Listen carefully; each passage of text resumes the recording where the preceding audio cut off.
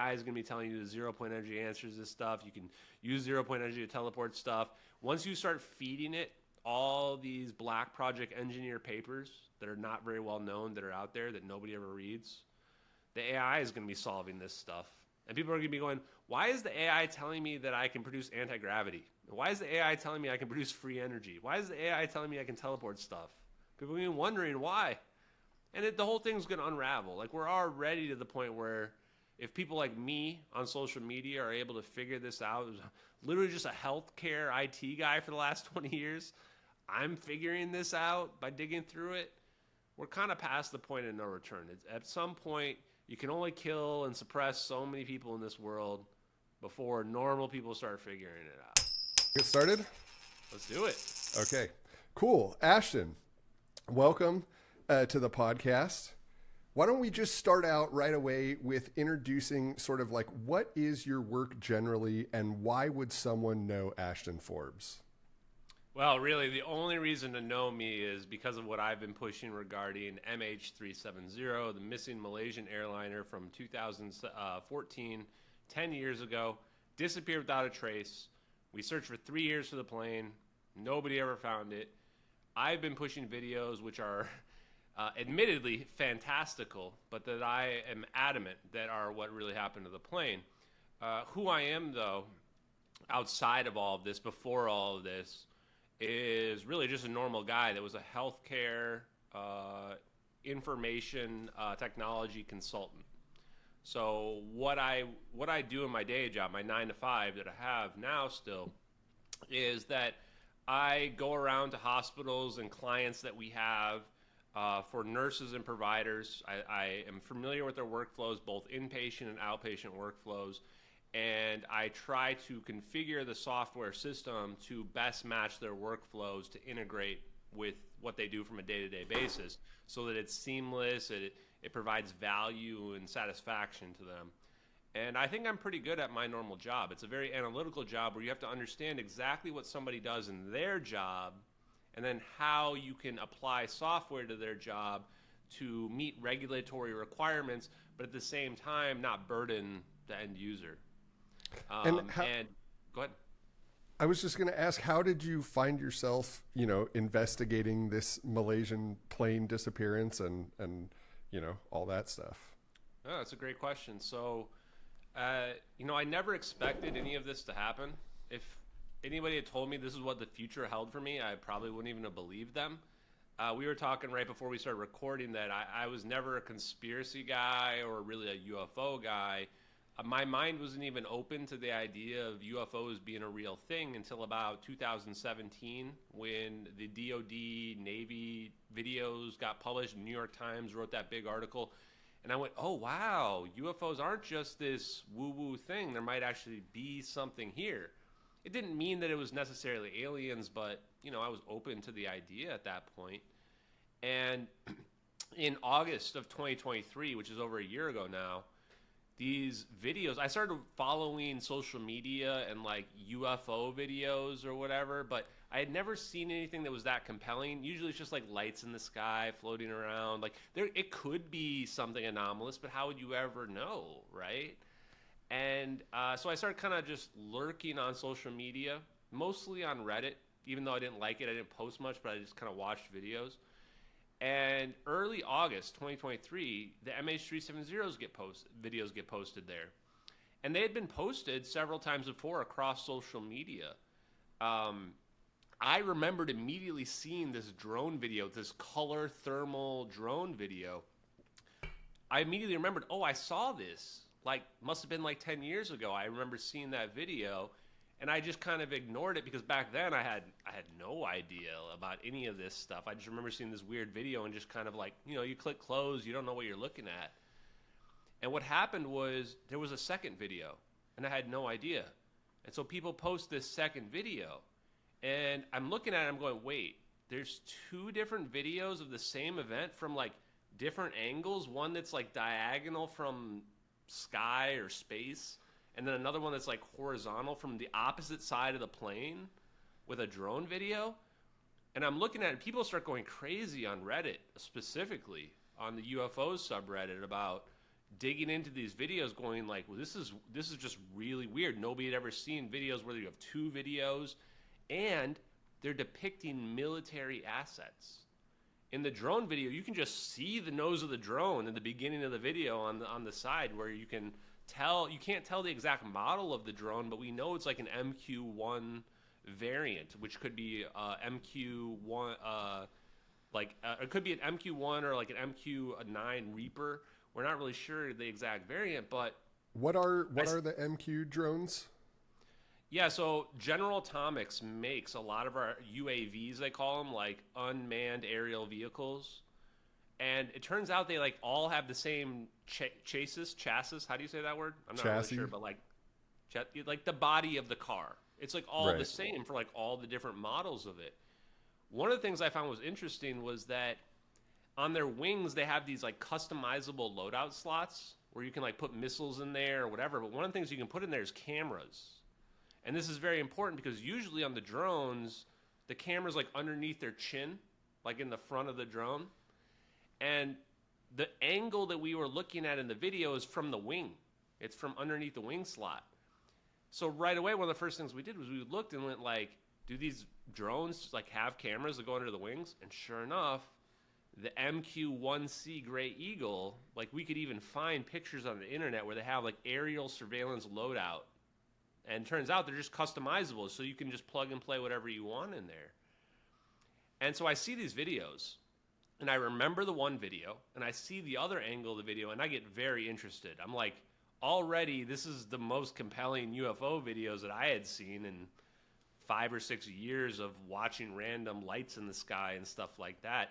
And it's military footage. Like, if the footage is real, this means this is the highest quality cameras that exist on the planet. You know, the other thing is that I'm not even sure how I could tell this, but from the satellite video, I could tell right away it was infrared, like, or some variant of infrared. It's not as simple as just infrared and thermal. These military videos use like multispectral, like integrated fuse technology where they can like switch between the bands by pressing a button. So you can't exactly tell, but I could tell that it was some version of infrared. So you can tell by the thermal videos. Go ahead. You can tell by watching the video that it is a higher quality camera or some new different technology that you haven't seen from consumer video. Is that what you're saying here? Okay. Yeah, because so it matches what you would expect if it was military grade footage. Exactly. And yes, because you can see commercial stuff, and commercial stuff is not nearly as sophisticated as what we're looking at with respect to these videos. Even the thermal, it looks higher quality than what you would see from a thermal commercial camera that you buy off the shelf. Okay. And how would I know that? Because I watch stuff like Ghost Hunters, where they would like hunt ghosts and they would have these thermal cameras and it looked real janky.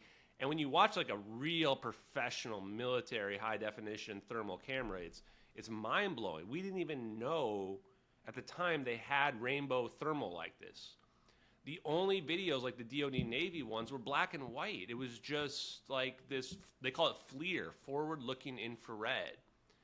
And infrared can be converted to thermal easily. It's just a matter of like a software clicking a switch on a knob, like, oh, switch it to infrared. But nobody had ever seen it from a public perspective. In fact, a lot of the debunkers early on claimed that military didn't have that. And we were able to very easily dig up the other references that show that these advanced military cameras absolutely have rainbow thermal. How were you able to look that up? Mostly, Google searches. If you're looking for specific things and you know what searches to look for, you can find it. Now, what happened like historically here was that the investigation got between August 7th, 2023 and August 19th, 2023. These videos were the only thing that was being talked about on the UFO subreddit on Reddit social media. So that's 12 days. So imagine that for 12 days. The only thing people were talking about were these videos. People trying to debunk them, people corroborating more and more information about them. For me, the point that I was 100% convinced, was when I saw that people figured out there's a mouse or a cursor that comes on the screen on the satellite video. and somebody figured out the frame rate of the cursor differed from the background. In fact, the debunkers were trying to use this to prove that the videos were fake. They were looking for discrepancies. Instead, they proved the videos were real. They showed that the mouse was a different frame rate than the background. And it's like, wait, the cursor that comes on the screen is a different frame rate than the background? How is that possible? Well, there's one easy way where that's possible. In fact, there might only be one explanation at all. That's a remote terminal Citrix session, which means that somebody's on a like my laptop or a computer that's right in front of me, and they logging into a database that's somewhere else. And Citrix is like any large company uses Citrix for exactly this purpose. Like when I'm working at hospitals, the reason why I know this is that if I'm working on a hospital that's in California and I'm working remotely, I can log into their domain remotely. And when I do that, you see this exact effect where your mouse is like the Citrix session on your computer, but the background of what you're seeing is in California or whatever. This is the same thing that was happening with the video. So is that not the case?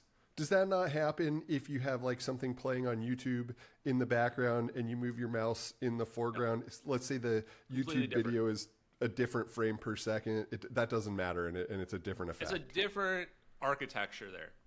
When you're logging into YouTube, you're downloading that information onto your PC there locally. In the cases where I'm talking about, you are accessing that information on the database remotely. And so it's kind of hard to describe, but it's like playing a video game on somebody else's computer from your computer. So it's like if I log into your computer right now and I'm playing a video game on your computer, you could see it watching your screen while I'm playing it, but there's a little bit of a lag. And This is one thing you notice when you're on these Citrix sessions, you'll see a little bit of a lag because the speed of light is limited. So, if this is on the other side of the world, even though it's only the speed of light can travel very fast, there's still a tiny lag where the humans can perceive it. And so even with that lag, it was still a higher quality video, though. It still looked really crisp and clear. It's just that it was like fewer frames. Is that what you were noticing? That it was like choppy? I guess the difference in this case with the satellite video is just the difference in the frame rate.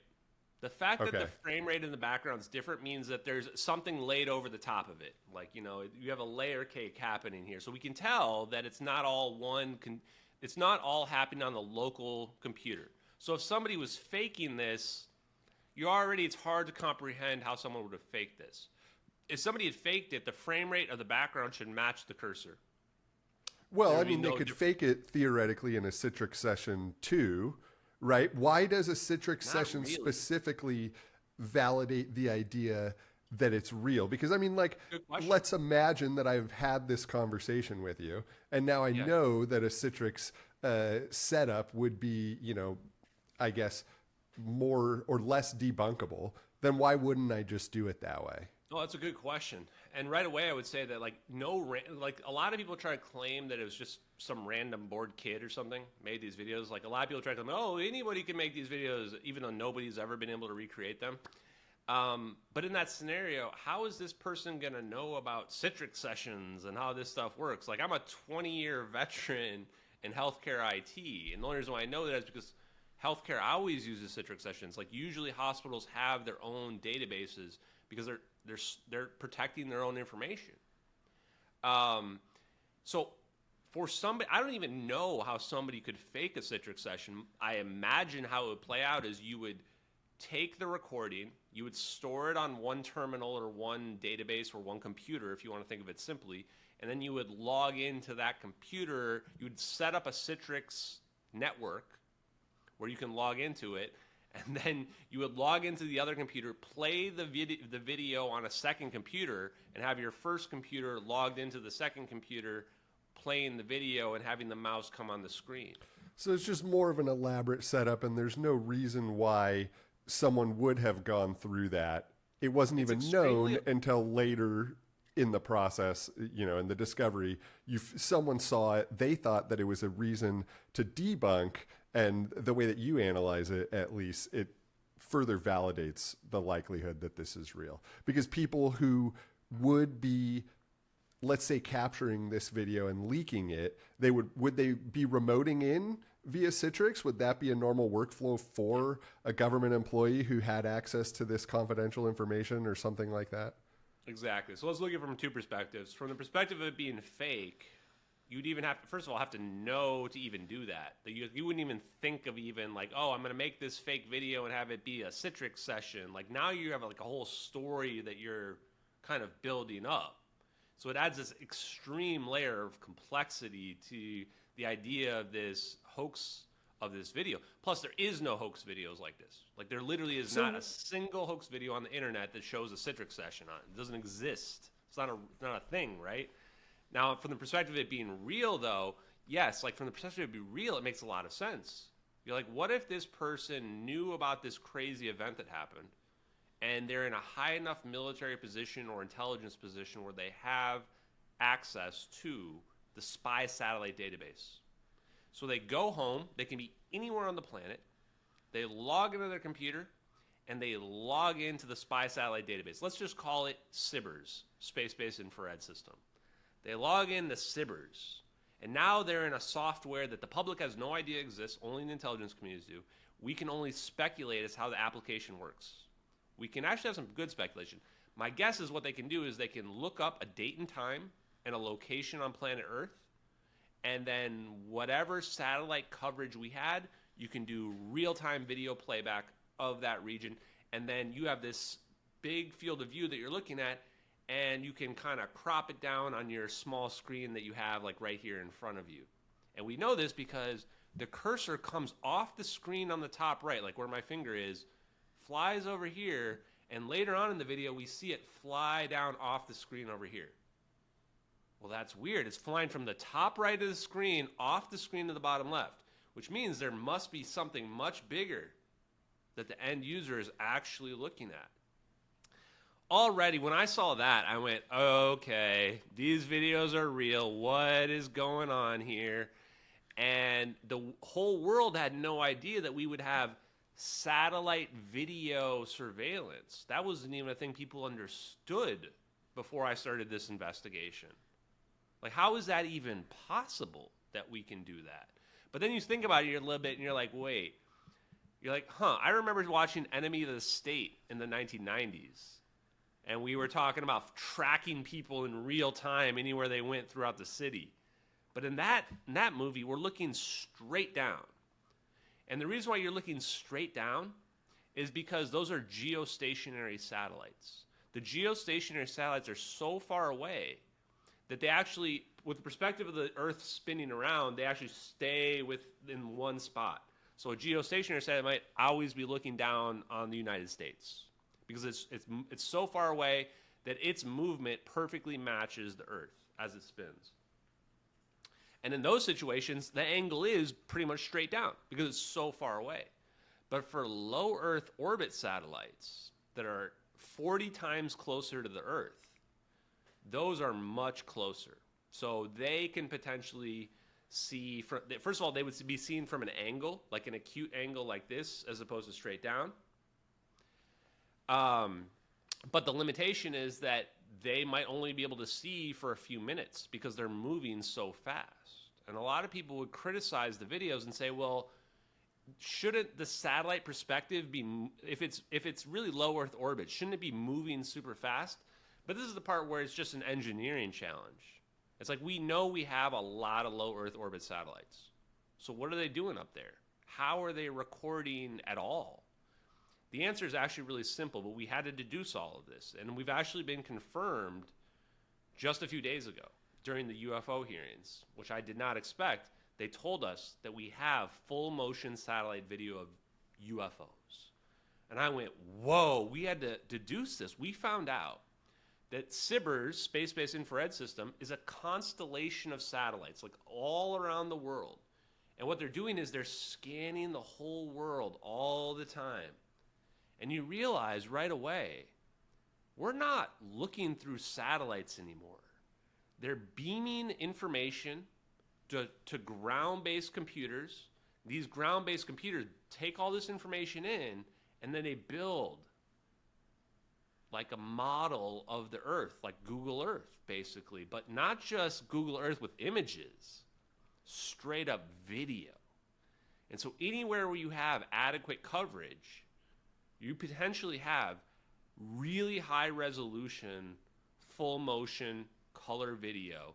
And they're not doing it in optical, they're doing it in infrared or synthetic aperture radar. Probably just infrared is going to be the most common.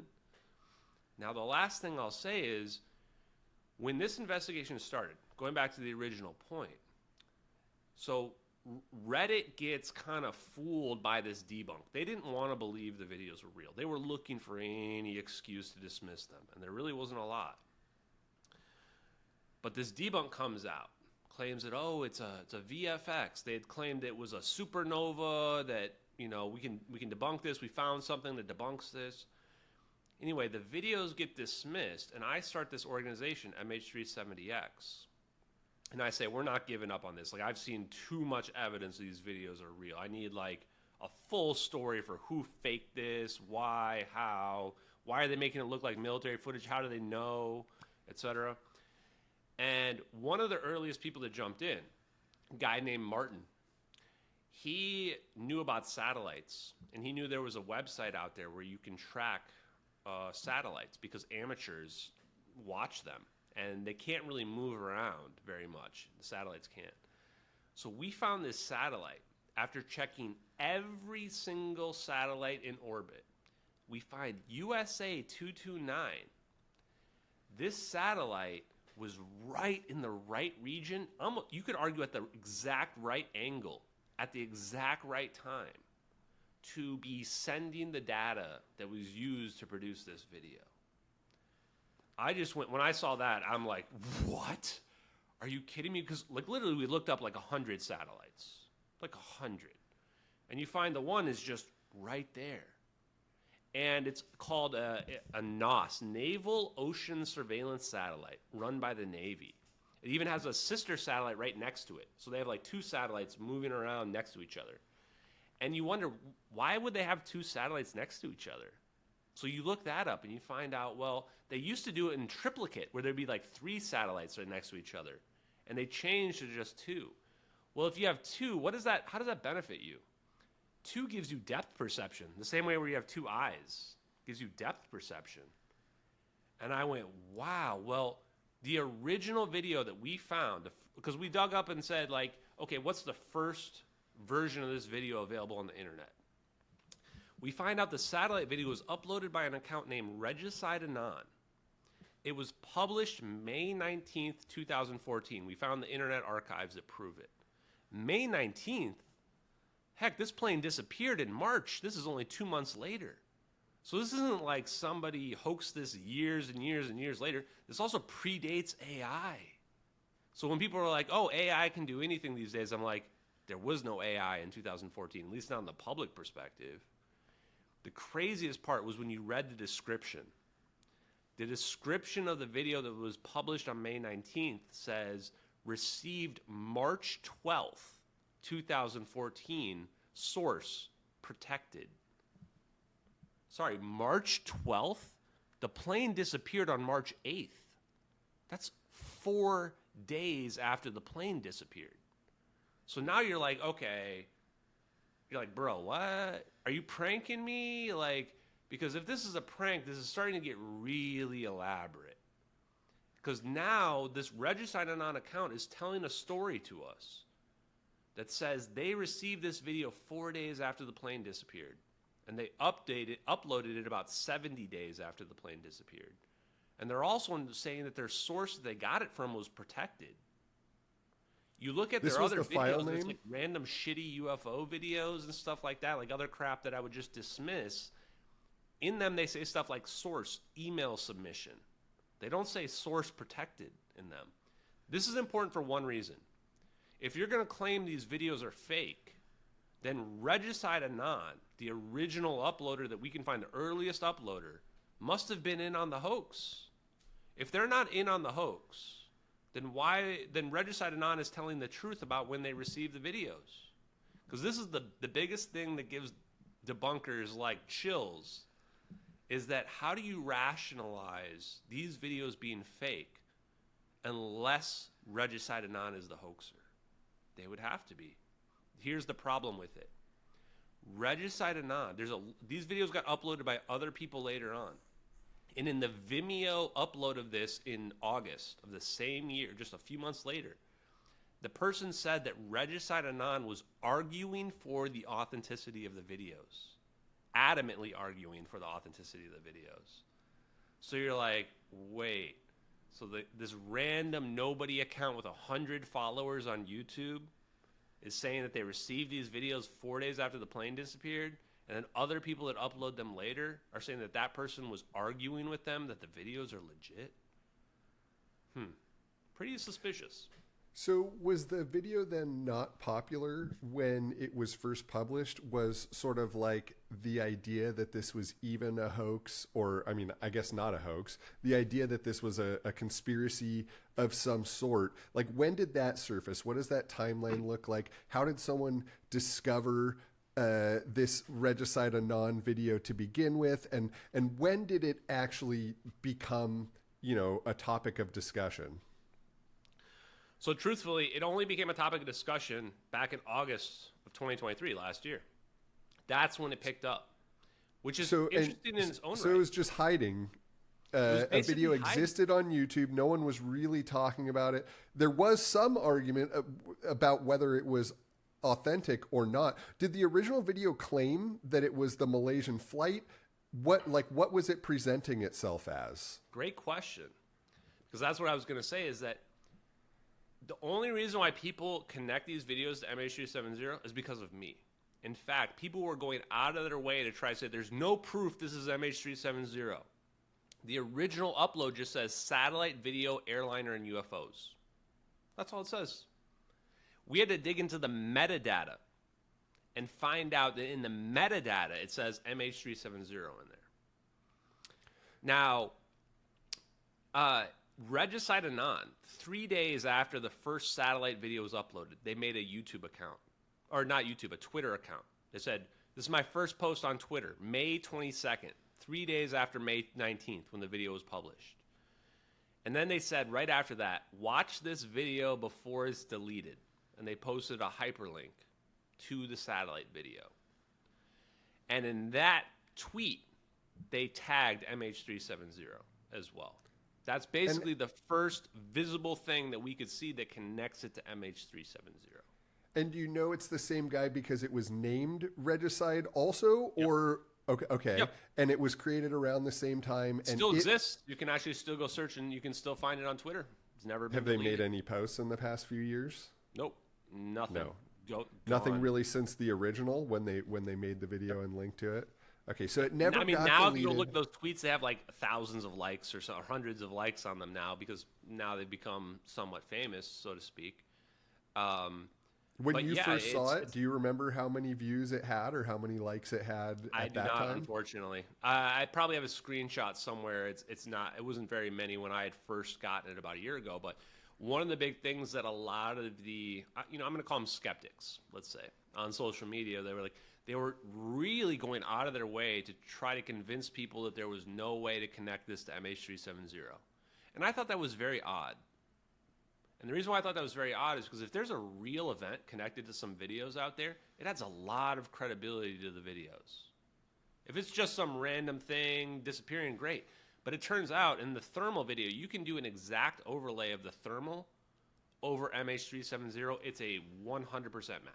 This is the reason why it's my banner on Twitter. If you go look at my banner on Twitter at the top, it's literally the thermal video overlaid right over a real picture of MH370. Perfect match. Which means that it's the same type of plane? Like the least... Go ahead.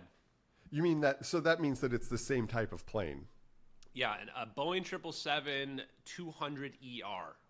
Like, and there's how rare are model those? Versions. Sorry, go ahead. Is that a rare model? Is that a super common model? I don't know. It's necessarily... it probably would be close enough to any Boeing 777. Point being, it's a Boeing 777. It's not enough alone to say that, it's a Boeing 777-200 and that it matches, but it's pretty strong evidence. It's based on the timeline of when the video was published and based on the fact that it's a perfect overlay of MH370, it can only be that plane. Now, the thing that's the killer, that absolutely has to be MH370, is the satellite video has coordinates in it. There are coordinates. Not only are there coordinates, the coordinates move when the perspective of the video changes, but only when the perspective changes. So when the perspective is still like this and the plane is flying across the screen, the coordinates don't change, which means the coordinates are not tracking the plane. Because while the plane's moving, the coordinates stay solid. But the coordinates change when the perspective like this changes. Now, this is huge because this is exactly what you would expect if someone's on like Google Earth and they're moving the thing around on Google Earth. So, in fact, we got so far to say that like the military must be using some version of the Google Earth software, but they're incorporating like full motion video surveillance into it, which isn't that far-fetched. You'd think like, of course we have that. Why wouldn't we have that at this point? It's 2024, even 2014, we should have that. So the coordinates are the Nicobar Islands. The Nicobar Islands is like 300 miles from where the plane disappeared off radar. Like really close. Like too close to be a coincidence. In fact, it was only recently that we were able to extrapolate the radar pings from right before the plane disappeared off of radar in the Andaman Sea, in the Malacca Straits, right next to the Nicobar Islands. And if you just draw a straight line and extrapolate the final radar pings, it goes within 100 miles of the coordinates. Like, if the plane just flies straight, it's within 100 miles of the coordinates. And this is huge because the coordinates are not the plane, and they don't even have to be that close to the plane. Again, somebody's got this video cropped, so we don't even know where their center of view is. We just know where they're recording. So you look at that and you go, okay, like to me, that's 100% proof the videos are real. I can't even imagine a scenario where some hoaxer is figuring that out. And the real reason is because the video was published May 19th, 2014. The first time the raw telemetry data from Inmarsat, this satellite company that claimed to be tracking the plane, they basically had pinging the plane. The first time that raw data was published was May 27th. That's 8 days after the video was already uploaded on the internet. So this means that after the radar data, we had no information. When this video was published, the only information that was publicly available was the radar data. And even that, we're not even 100% sure how much of that was like, you had to be like really following the case to even know that radar data was out there. And after that, how would you know the plane didn't go directly north or directly south? Most people were saying the plane went directly south after the radar data over Indonesia and to the South Indian Ocean. So how would somebody know that it took a straight shot into the Nicobar Islands? They just guessed that? It's a pretty weird thing to put specific satellite coordinates. Why? Because the coordinates would be disprovable. If that's not true, it would be extremely easy to discredit it. The same way where, how did the hoaxer know we would never find the plane 10 years later? It's 2024. Right now, we've never found this plane. How did the hoaxer know to make 2 videos about a plane disappearing, blipping out of existence? And how do they know that we would never find it? Because the moment we found that plane in 2015, 2016, 2017, the hoax falls apart.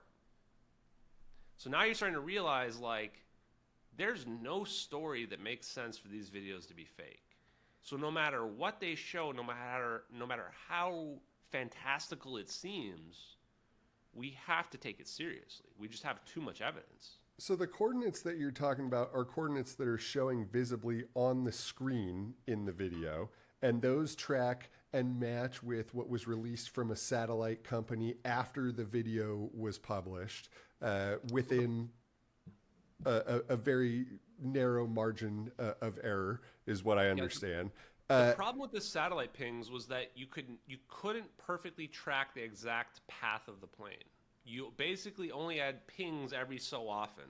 So you're extrapolating, okay, did it go from here to here, or like what was the exact angle that it took? You can't exactly tell. The pings only gave us an arc.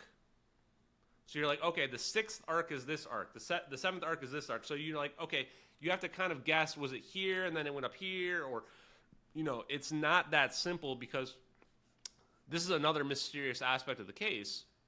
We have these geostationary satellites that are pinging all the planes on Earth. Inmarsat has these satellites. There's like 6 or 7 satellites spread around the planet. They stay in position, just like geostationary satellites do. This normally planes, including MH370, they ping more than one satellite. You're usually in range of 2 satellites, at least 2 satellites at the same time.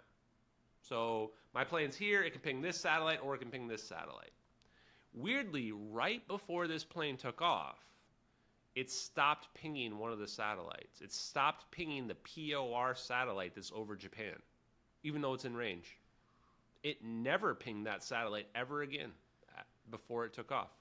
And that's very weird, because the previous flight of the exact same plane pinged both satellites the entire time.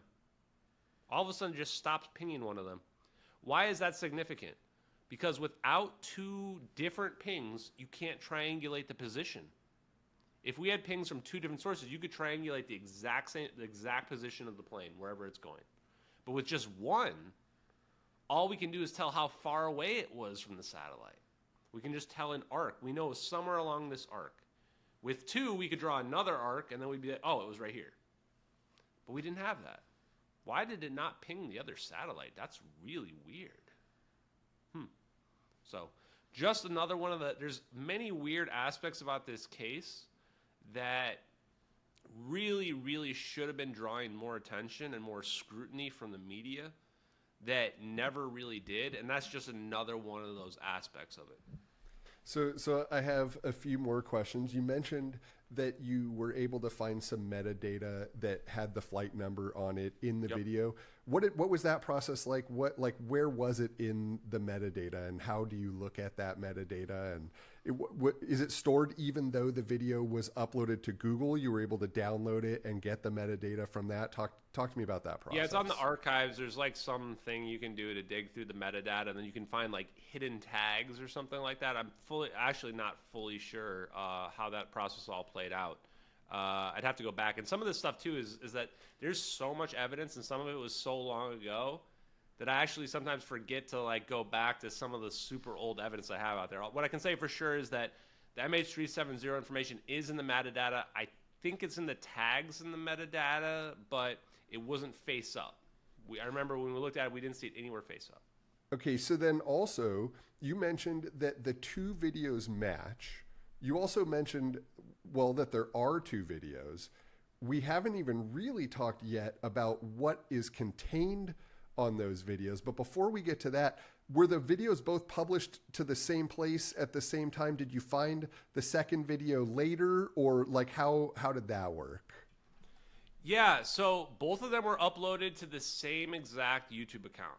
The earliest versions are both from the same YouTube account. And this is important for the story that's being told here, because this means that it's very likely that that person got these videos from whoever the source was, or an intermediary of the leaker, let's call them, of these videos. Now, in the videos, we're clearly seeing United States assets, military or intelligence assets. We know this for 2 reasons. It's clearly a General Atomics drone. That's a United States intelligence drone. And we can see in the satellite video next to the coordinates, it says NROL-22. Well, that, if you're not familiar with our United States intelligence agencies, NRO stands for the National Reconnaissance Office. The National Reconnaissance Office shoots all the satellites into outer space. That's a coincidence. What is 22? 22 is the launch. They have these launch designations for every launch. NRO 22 launch was for satellite USA 184. USA 184 was the first launch of the SBIRS system, space-based infrared system, in 2006. You can fact check this.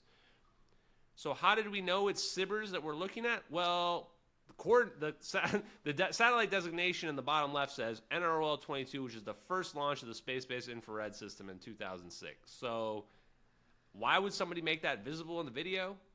Probably because they want us to figure this out. They want us to understand what we're looking at. They want us to have enough proof to put the pieces together.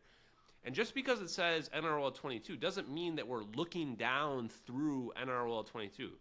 A lot of the debunkers really latch onto any straw they can find, and they're saying, oh, NROL 22 wasn't in position. You're right. We looked up NROL 22. In fact, it was over the North Pole when this video was potentially taken. But that's the perfect location for a relay satellite, because when you're over the North Pole, you can see basically half the entire globe. And we already know it's a constellation of satellites. It means an interconnected network of satellites that are beaming information and beaming it to ground-based computers. So even though it's not necessarily the exact satellite that it was recording the information, it's still extremely relevant that it says NROL 22 on there. And the first video was published May 19th on this account. The second video says the drone video was published 2 to 3 weeks later. Says received June 5th, 2014. So it says received June 5th. That's about 2 weeks after the first video was published. And then it said it was published 1 week after that, June 12th, 2014. So now you're starting to see this is like a story. They put the satellite video out there. We ignore it. It's got coordinates. It's got satellite designations of a spy satellite system that is a real system that Lockheed Martin built. And then a second video drops. And we're going, and it's the same exact event. First video is a satellite video from like this type kind of angle. Second video is a drone video from an almost perfectly horizontal angle. And the drone is so close to the plane, it actually flies under the wake of the plane as the plane goes past it. So this is weird because this would indicate that this is an operation that's dangerously close to the plane. So now we've got this story that's like somebody leaked these videos on the internet and they wanted somebody to find them. So go ahead. When you say that they match, what does that mean that they match? And what process did you go through to verify that they match? Did you use did you use math? Talk to me a little bit about that. First thing you do is you sync them up so that, so in these videos, you can see these orbs come flying in off the side of the screen, and then it starts to circle the plane. And then a second orb comes in, and they start to circle the plane. And then a third orb immediately comes in. And now we've got 3 orbs spinning around our plane, but they're spinning perfectly around the plane. Like perfect triangle formation, so much so that it's just eerie to look at. And this pattern around the plane, to sync it up in 2 videos, extremely difficult. So you sync the videos up, and right away it's hard. Like you can pretty much just tell looking at it, they're in perfect sync. It's one of those things where like you can kind of tell when something's off or something's not off. And you look at it, you can tell. So then what people did was they said, okay, well, since they're from different angles, take the drone video and mirror it so that it looks like it's coming from this side. And then let's compare them side by side. And you do that, it's still not a perfect, even if you mirror it, because it's from the complete opposite angle, it's still off by one of the axes. But when you look at it, and I've stared at this comparison that people did, and I can't find anything wrong with it. Like the orbs look like they're spinning the same way around the plane in both videos. I can't find anything wrong with them. In fact, one person actually went ahead and went so far to put little boxes around each orb that are different colors so that you can really tell which orb is which as they're spinning around the plane. They're in perfect sync. They're in 100% perfect sync. And I don't even know, probably hundreds or thousands of people at this point have dug frame by frame through these videos. And nobody, not the debunkers or anybody, nobody can find anything wrong on a single frame. Like, you would look, there must be some error on the frame, or they must have messed up in synchronizing the videos or something. Nothing.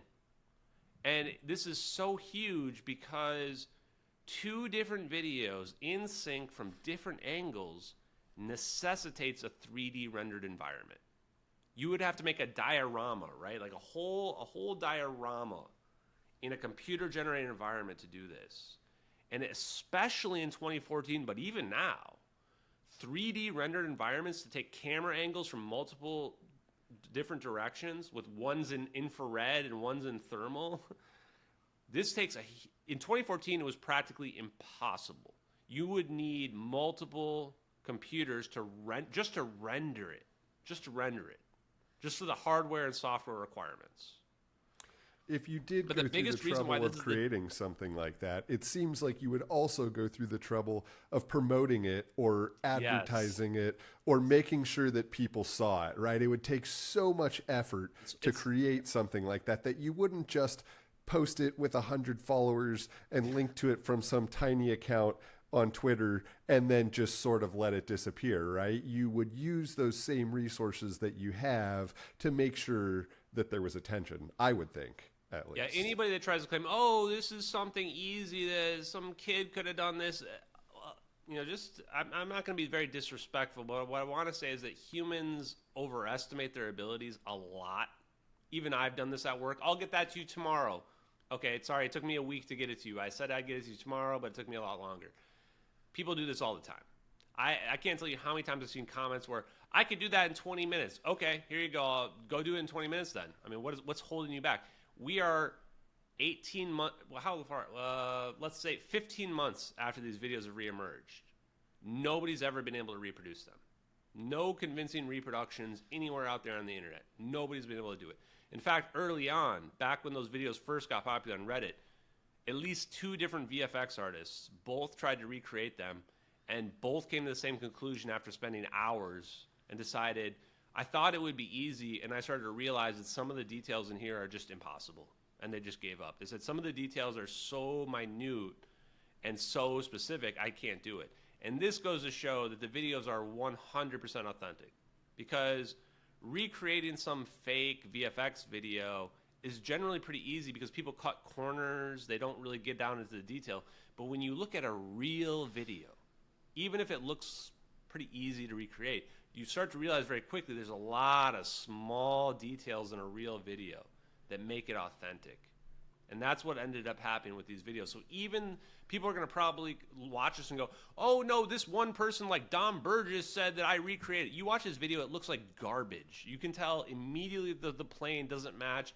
The moment you see the orbs don't even come into the screen the right way because people can't even get the movement of the orbs correctly. You watch them spin around the planes, it looks like trash. It's so easily CGI compared to like the perfect formation of the orbs the entire way. And so when you start, if you look at it and you don't really think about it, you say, oh, they faked it, they did it the same way. But when you start to really look at all the details, you start to realize, oh no, they didn't even come close to recreating this.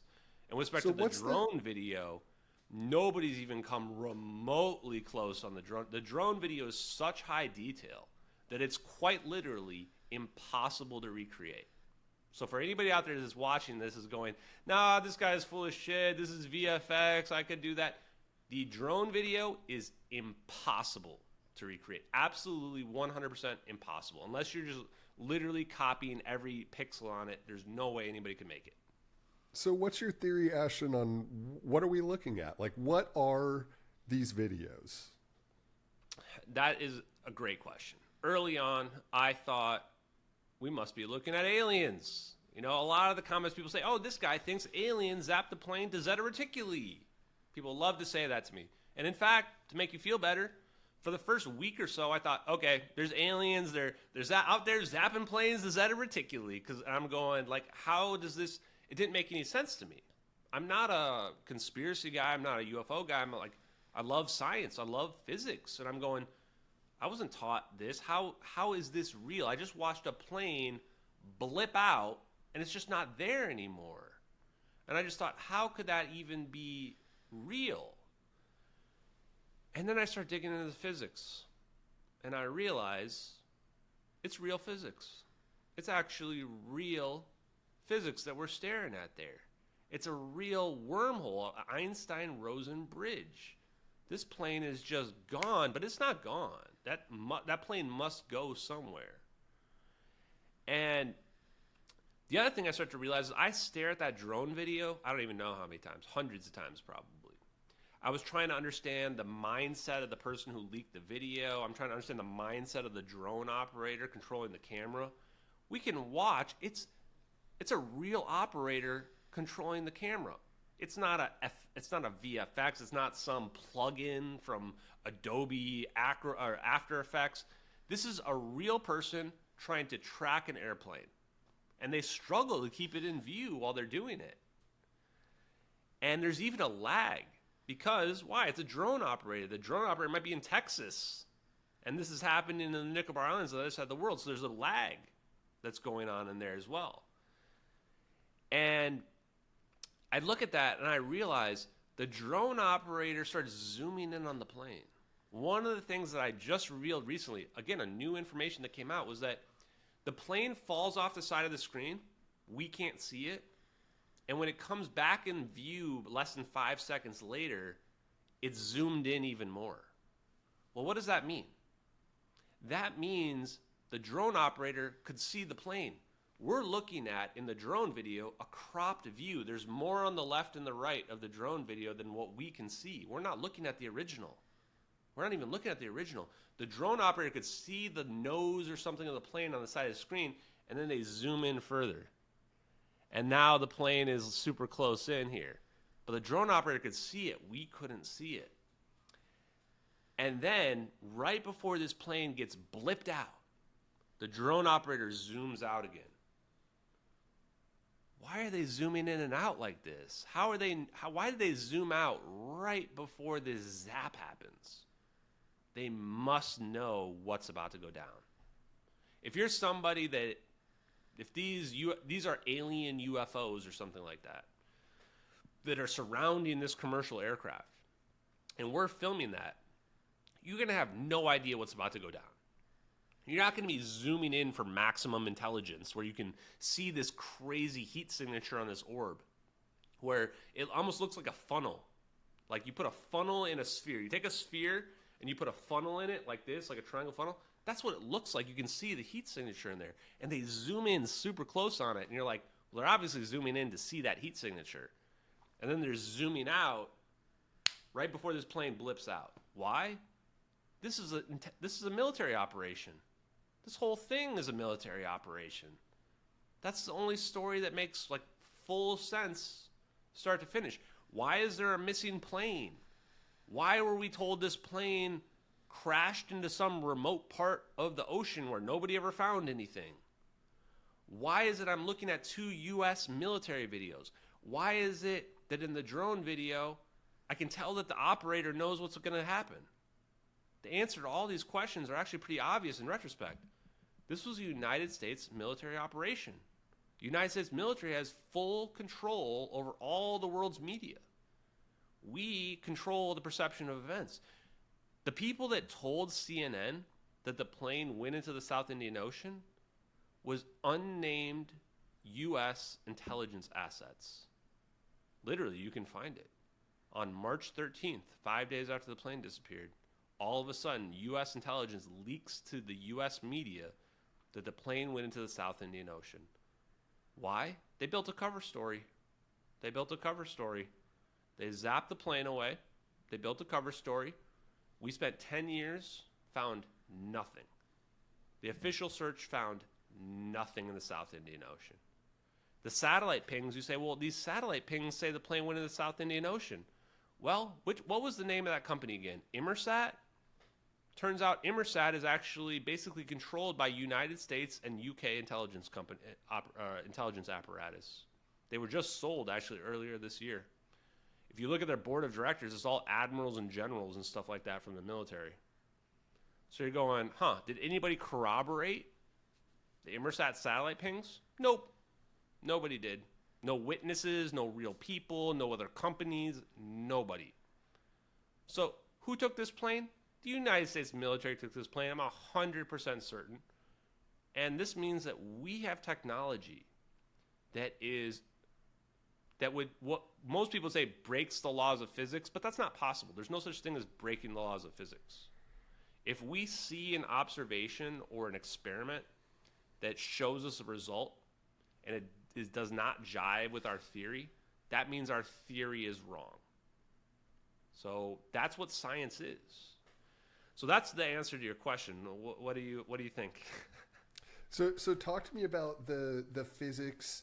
You said this is real physics, right? At first, you thought you didn't know what to think of it. It's an alien, whatever, right? But then you said you started looking more into the physics, and it's real physics. And you mentioned something about Einstein.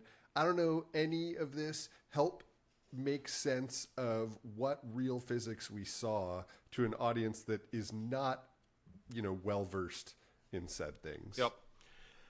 So the easy answer is 0-point energy. So 0-point energy is a quantum mechanical concept.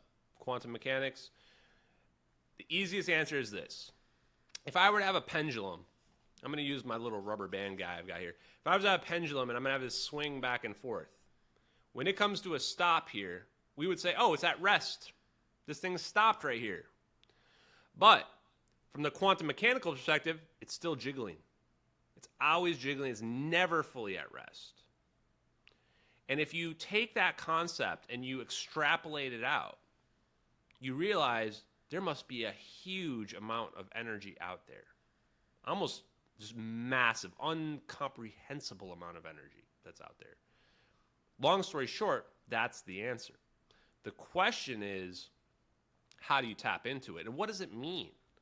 What it means is that we went from the law of gravitation, Isaac Newton. Isaac Newton, law of gravitation, says, I take this bottle cap, it's going to fall to the ground. It's gravity, law of gravitation. Einstein came in and said, law of gravitation doesn't quite explain all the observable stuff that we see when we look out into the cosmos. For example, one of the things that we see is if I go look at a black hole in outer space, I can see light bending around the black hole.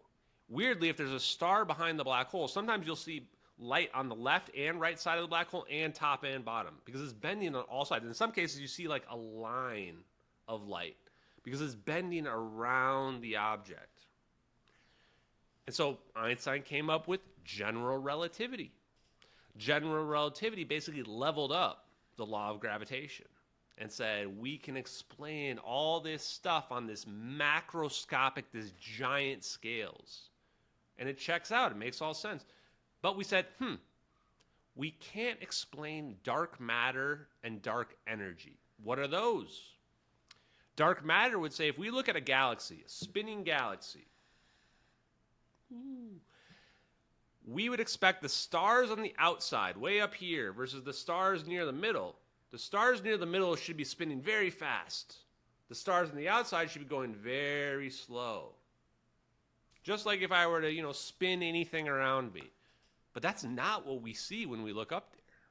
When we look up there, the stars that are very far away versus the stars that are very close, they're spinning at a very similar speed. What? How is that possible? There must be more mass or more energy holding that stuff together than what we can visibly see with our eyes. That is dark matter. We have no explanation for that with general relativity. We can't find the dark matter. We literally made up an imaginary term for that observation. So what is dark energy? Dark energy is, we believe that the Big Bang happened and everything expanded and our universe came into existence. And we believe that during the Big Bang, the universe expanded faster than the speed of light. Wait, but I was told by Einstein's general relativity that nothing can go faster than the speed of light. It's not possible because the more you try to speed something up, the more energy it takes to accelerate it. And you reach a point where you don't have enough energy to accelerate anymore, so you can never surpass the speed of light. That's what we're told. But then how did the universe expand faster than the speed of light? Answer, dark energy. We believe that dark energy makes up, I'm going to throw some numbers out there, you can fact check me, 60 or 70% of all the matter in the universe. Dark matter makes up another 20%. What we see with our eyes is only 5% of all the matter and energy in the universe. Now, when you reconcile this idea with 0-point energy, you realize that 0 point energy solves the problem. We don't need dark matter and dark energy anymore. In fact, it turns out we're sitting in an ocean of energy all the time, all around us. And this ocean of energy explains why the galaxies spin the way they do. This ocean of energy explains why the universe expanded faster than the speed of light. Because the ocean of energy is really where all matter, all energy, everything comes from. This ocean of energy. In fact, all of the physicists from the early 1900s basically believed in this. They called it the ether. They said there's an ether of energy that is out there. There must be a medium. We're not sitting in a vacuum of empty space. There's a medium of energy. And it explains those concepts. Not only does it explain those concepts, it also explains where mass comes from. Why is this falling to the ground at all? Well, because there's mass in it. Because this has mass, it falls to the ground. If this thing had no mass, it would just hover right here in place. If it had no mass, it would just hover there, not move. Turns out 0 point energy also explains gravity. So this ocean of energy we're in, this also explains gravity. In fact, even if we're out there in outer space somewhere, where we would say we're far away from all the other planets, 0 point energy would say you're not at absolute zero. You can still go lower than that. So there's still some baseline of energy, some small amount of gravity that you're still feeling out there. This also explains inertia. So I'm going to get up for a second, but I want to tell you is that when I move around, why is there resistance? Like, to me, it just feels normal when I move my body around. But the reason why I can't move at super speed is because I'm feeling a resistance. And people say, oh, you're feeling friction in the air. Well, if I go to outer space, I'm still going to feel that. It's going to be less, but I'm still going to feel something. I'm going to still feel inertia. And the inertia is why you cannot accelerate beyond the speed of light. Because the further you go, the more resistance you're feeling, and the more energy it takes you to expand. So when I'm moving around, I'm going through this resistance. Basically, I'm pushing through the 0 point energy all the time. That's what inertia is. So now think about it like this. What happens if I remove the 0 point energy? What if I take the energy out in front of me? What if I'm sitting here like this and all this energy in front of me, I just make it go away? I remove it. Well, thermodynamics is going to say that all the other energy should rush into that location. But it would also mean that if I can somehow move, like I might get pulled into it. Like the energy behind me might pull me into that region. Plus, now because the 0 point energy is gone, there's no friction anymore. So this means that I can just slide into it.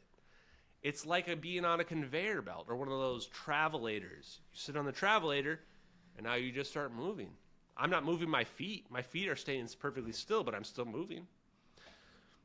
That's what we're missing. We need to level up general relativity to the next level, which unifies it with quantum mechanics through 0 point energy. And that's why I'm a 0 point energy influencer. So 0 point energy then, or dark energy, is the fake word that we created for what you were talking about at the beginning when you were dangling your rubber band and saying that because it jiggles, that translates to almost infinite energy around us. That is the dark energy. And then when you say 0 point energy, that means harnessing the dark energy to bring energy into our the way I look at it is observable like this. realm, or like what? Talk about that for a minute. Kind of. So dark energy is negative in its natural state. And the reason why I say negative is not an exotic thing. It's not some purple mist or something like that. Again, we're in an equilibrium of energy. There's energy all around us. Imagine being on a boat on top of the ocean. And you would say, well, I'm at sea level. I'm at sea level right now. I'm on top of the ocean. That's how we currently look at the world. And we say there's nothing there. We look at it and we say, I'm at sea level right here. There's nothing below me. They say there's no water below me. I'm just on top of it, right? The truth is the sea is really deep and you're sitting on top of it, which means not only can you add energy, go up, but you can remove energy and go down. Or I like to say like kind of like this, right? Now, when I do this, this is like planet Earth. If I add mass to a region, I'm going above the sea level. And what am I doing? I'm adding gravity here. Now, what happens if I go below sea level? Now I'm removing gravity from that little situation. And potentially removing energy from that situation as well. I'm adding energy, equilibrium, removing energy. So what I would say is, what is dark energy? Dark energy is all of this stuff down here. That's dark energy. And it's negative. Why is it negative? Because if you were to take a graph, you would say this is 0. This is 0 right here. So anything below this is negative. -1, -2, -3, right? Like that. That's what negative energy really is. So when you look at it like that, you go, oh, it's not an exotic substance.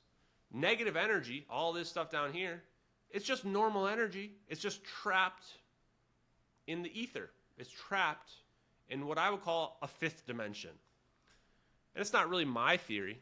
Kaluza-Klein came up with this theory of the 5th dimension that unifies gravity and electromagnetism in 1926, if you can believe it. 1926. Almost 100 years ago, 98 years ago, they had already figured this out.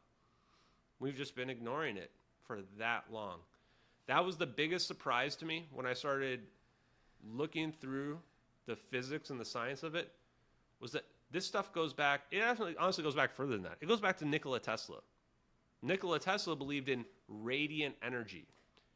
Nikola Tesla figured this out before quantum mechanics was even a thing.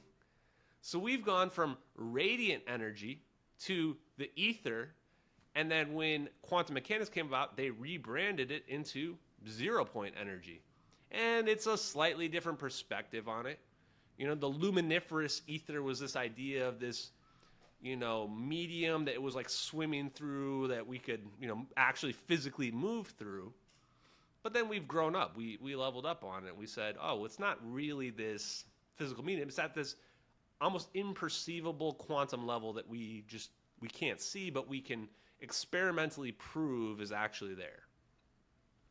Yeah, it's hard to even conceptualize it, I guess. So then what I gather is that your theory is that the U.S. military figured out how to harness that energy and do some sort of teleportation using that technology. And that's what we're watching on these videos, is both a satellite image of a plane being abducted using 0-point energy to teleport it, right? And we also have, from a different angle, a drone view of that same event. You mentioned that the drone zooms out at the last second, and you use that as evidence that the drone operator understood what was going to happen. Now let's put ourselves in that drone operator's head for another minute. What is the advantage of him zooming out right before it happens? Was there something extra that we may or may not be able to see? Talk about that a little bit. Yeah, so it's saying that it's U.S. military it's not that simple, unfortunately. It turns out if you look into the laws about like the Atomic Secrecy Act and the Invention Secrecy Act that happened in the 50s and then the Mansfield Amendment in the 70s, you realize that all this technology got pushed to the private defense contractors. So the Lockheed Martins, Northrop Grumman's, Battelle Institute, even Boeing, many others as well. And then they feed the U.S. military industrial complex. They sell the stuff to the U.S., right? I think that this is the biggest secret on planet Earth, is that maybe even back in the Manhattan Project, we figured out this idea of 0-point energy, and we've been suppressing it from the public the same way we would have been lying about the Manhattan Project and the atomic bomb, because we don't want our adversaries to know about it. It's just that powerful. So it's not as simple as that. But then when you look at it from that perspective, you go, oh, when people start talking about the deep state or the covert administrative elite, you're like, huh, it kind of makes more sense now, because it's not as simple as like, oh, you're in the military, you know about this. It's like, were you exposed to this technology? Did you sign a purchase order agreement that they were talking about something that didn't really make sense conventionally, or something plasma based that didn't really make sense? And even if you're in the defense contracts, you could actually be working on secret stuff for a defense contract, and you think you know it all. I've got the highest clearance with my Lockheed Martin or whatever, and you could still have no idea this is happening. That's how compartmentalized all this information is. And they've made umbrella corporations where Lockheed Martin will make an umbrella corporation and then fund the umbrella corporation. So there's no way you can ever track this back to them. There's no way you can FOIA it or anything like that. That's what we're really dealing with here. And I want to talk about the plasma in a second as well, because these orbs are not they could be a metal object or something like that, but it's inside of a sphere of plasma. And you can only tell because of the thermal video.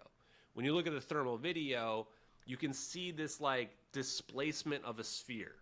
And when you look at it, it's like, that's not what a solid metal object would look like.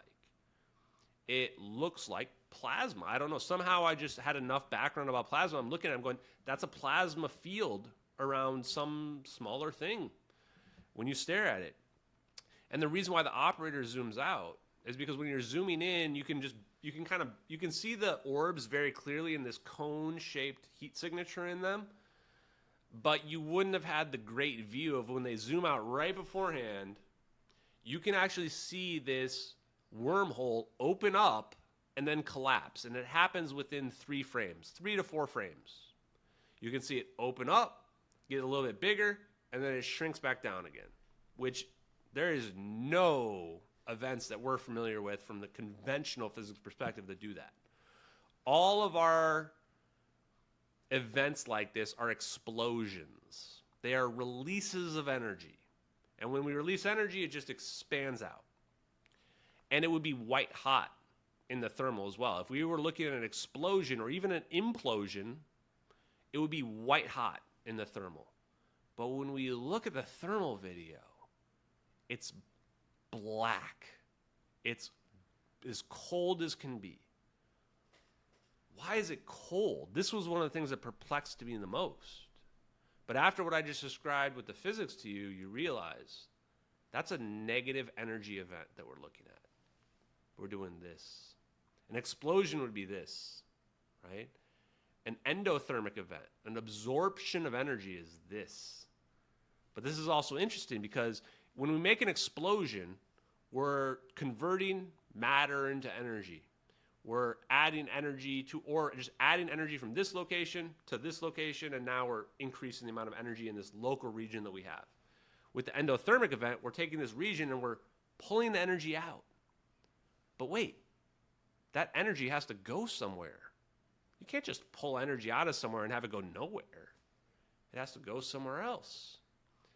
So why are they zooming out? They want to get the perfect view of this endothermic event that's about to happen so they can send it back to the engineers. I doubt we've done this many times before this. This might have been one of the first times that we did it. They want to get the best intelligence on it. In fact, that's why they're filming it in thermal. The color rainbow thermal is the biggest giveaway ever. I mean, it tells you, if I can reverse engineer and figure out, oh, look, all these papers about zero-point energy are real. This proves they're all real. Then Russia and China can definitely figure it out. All our adversaries can figure it out as well. And this is why they didn't want the videos leaked as well, because this is the biggest leak in the history of the military-industrial complex, by far. These videos are real, by far the biggest leak. It shows that we haven't been doing nothing for the last 70 years. Like, we figured out some stuff that would change civilization if it got out to the public, but it's also too dangerous to give to the public. Because if we give it to the public, not only would we maybe destroy ourselves, but we potentially would give this to our adversaries who would destroy us as well. Because again, this is like when this energy disappears, it's like this rubber band again. We stretch this rubber band out here. I make the energy disappear over here. It has to go somewhere. So when this plane's disappearing, what's happening? it's slingshotting. Well, I just zapped that over the other sky. So it's going from over here, and it's got to go over here. Now, where is over here? People ask me, where did the plane go? Where did it go? Where's over here? It's pretty hard to tell, to be honest with you. The best theories say that there's another orb, a fourth orb, Ashton Forbes. That's why they call me Ashton Forbes. Is that my buddy, who's a DoD defense contractor and engineer, said, well, they're just using entanglement. They're entangling the 3 orbs over here to your 4th orb over here. And when they slingshot, they're slingshotting to the location of the 4th orb. You basically build a hologram of the plane in the location where you want it to go. And now you take your orbs over here and you entangle, they're entangled together. And what you do is you put the plane into superposition, where now we don't know where the plane is. It could be anywhere. And then you do a measurement. Plane quantum teleports from this place, stops being over there. Energy dissipates over here. Energy reappears over here. It's absolutely mind-blowing to think that that's real, because it questions the whole nature of our entire reality. Like, to me, I know enough physics that I can say, not only does this mean that zero-point energy is real, and that zero-point energy isn't some sci-fi thing that's out there, but it's actually like a real phenomenon of a massive amount of energy that we can extract, but it also means the universe is holographic. The holographic principle is true, which means that what we perceive around us, the distance between here and here, there's actually no distance. These things are actually connected. So even though it looks like this is way over here and this is way over there, it's a projection. We're looking at a projection. Our reality is a projection. And the plate that is projecting it, everything is on top of each other. We just don't perceive it. Did you know that in real holography, this is real holography, by the way, if you're going to make a hologram of something, you take a plate, and each point on the plate has all the information about the projection of the hologram that you're going to make. So when you look at this hologram, and you're looking at this 3-dimensional hologram, it's actually a plate, a 2-dimensional plate that's projecting that hologram. And here's the craziest part. This plate, if I cut this plate in half, and now there's only this much that's left, all the information about the hologram is still there. What? You can take the plate and cut it in half and you can still produce the hologram? That's really weird, because it means that all the information about the hologram's on every point in the plate. If you extrapolate that information to our reality, you realize that all points in space and time are connected. We just don't perceive it. It's there you go. Like how's that for a little physics for you? It's like we're stored in a database somewhere and projected that way then, huh? Very, very interesting. Is there anything about... It is like a beautiful irony that your name is Forbes and then 4 orbs fits so perfectly. Aside from the 4th orb being used to, I guess, project the copy of the plane and then taking the measurement and teleporting it to the other location, the way that the 3 orbs move around the plane, is there anything about that I guess leads you towards any physics related theories about how they might be harnessing this 0-point energy? Have you thought at all about the specifics of the orbs and how they move? And, you know, it's not so much about the movements, though the movements I do think are intentional. I think that everything we're seeing in there is very specific. Even the direction the orbs are rotating around the plane, I even think is specific. If the direction the orbs were rotating was different, I think the plane would teleport to a different direction. And I don't think this plane's going to another galaxy or another dimension. If you use the right-hand rule in electrical engineering, you take your right hand and you can take the magnetic vector and I think this one's the electric. I'm trying to remember here. It's called the pointing vector, but basically you take the electric and magnetic fields and you can figure out what the direction of the vector of travel is going to be for your force. And in this case, if you do that to the plane and you assume the orbs spinning around the plane out of the magnetic field, it turns out the plane's going backwards. So if the orbs are spinning the other way, the plane would be going forwards. Well, this is really huge because the plane going backwards, remember, we have satellite coordinates that update. We can graph it out. And it turns out the plane's going to the east when you graph it out. So that means the plane would be going somewhere to the west. And it turns out this plane was seen over the Maldives to the west of the Nicobar Islands hours later. Now, it's somewhat circumstantial. You kind of have to piece it together, but that's very weird. And also, when you slow the video down, in the frame right before the plane disappears, in the first frame where the zap happens, it looks like the plane gets pulled backwards a little bit. And you're like, whoa, that's a very weird coincidence to match up to the right-hand rule in electrical engineering. The biggest physics thing there's two physics things that people need to understand about this, on why these videos are 100% undoubtedly real. The orbs converge on the plane in the last second, right before the zap happens. Biggest giveaway. Nobody would ever have faked it like that unless they were a physics expert that knew about zero-point energy and Coulomb's law. Why? Because if you take electric charges of the same polarity, or magnetic charges of the same polarity, and try to jam them together, what happens? Repulsion. If I take two magnets that are both positive or both negative, jam them together, they're going to repel. So why are there three, and why are they in an equilateral triangle? Because it's a zero-point system. So one zero-point system would be jamming it like this. Another zero-point system would be have a perfect equilateral triangle and having them all jammed together. They all perfectly cancel each other out. So they're converging. Why? Because Coulomb's law and the equations for Coulomb's force says that the electric force or electromagnetic force increases exponentially as the distance reduces. So the closer you get it, just like jamming two magnets together, the closer they get, the more repulsive the force is.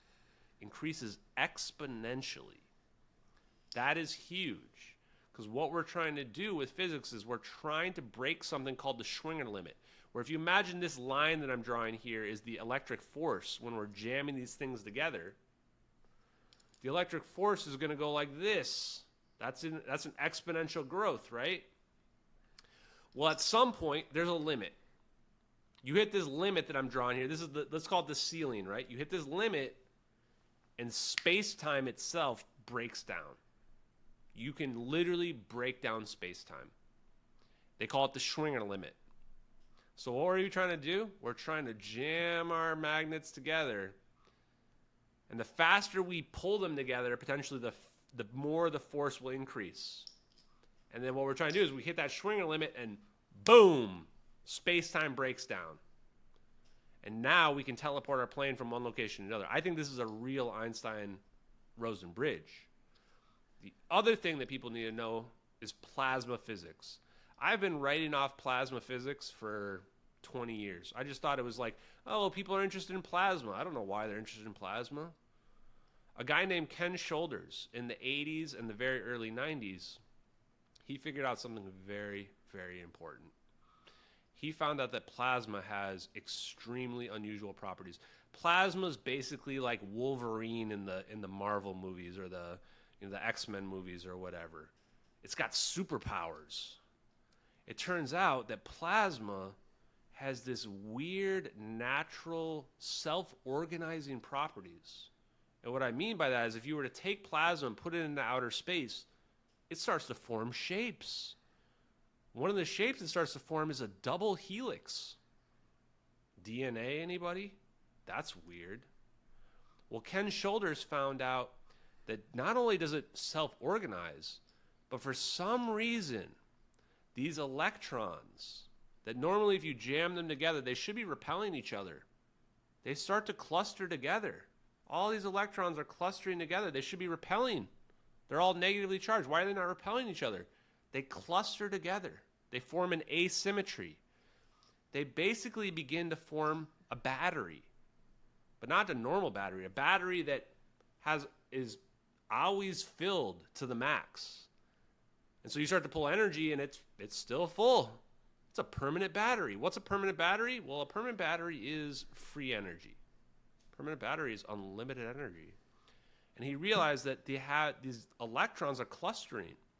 And he thought, well, it must be like the Casimir force that's somehow allowing these electrons to attract to one another and stay close to one another when they should be repelling.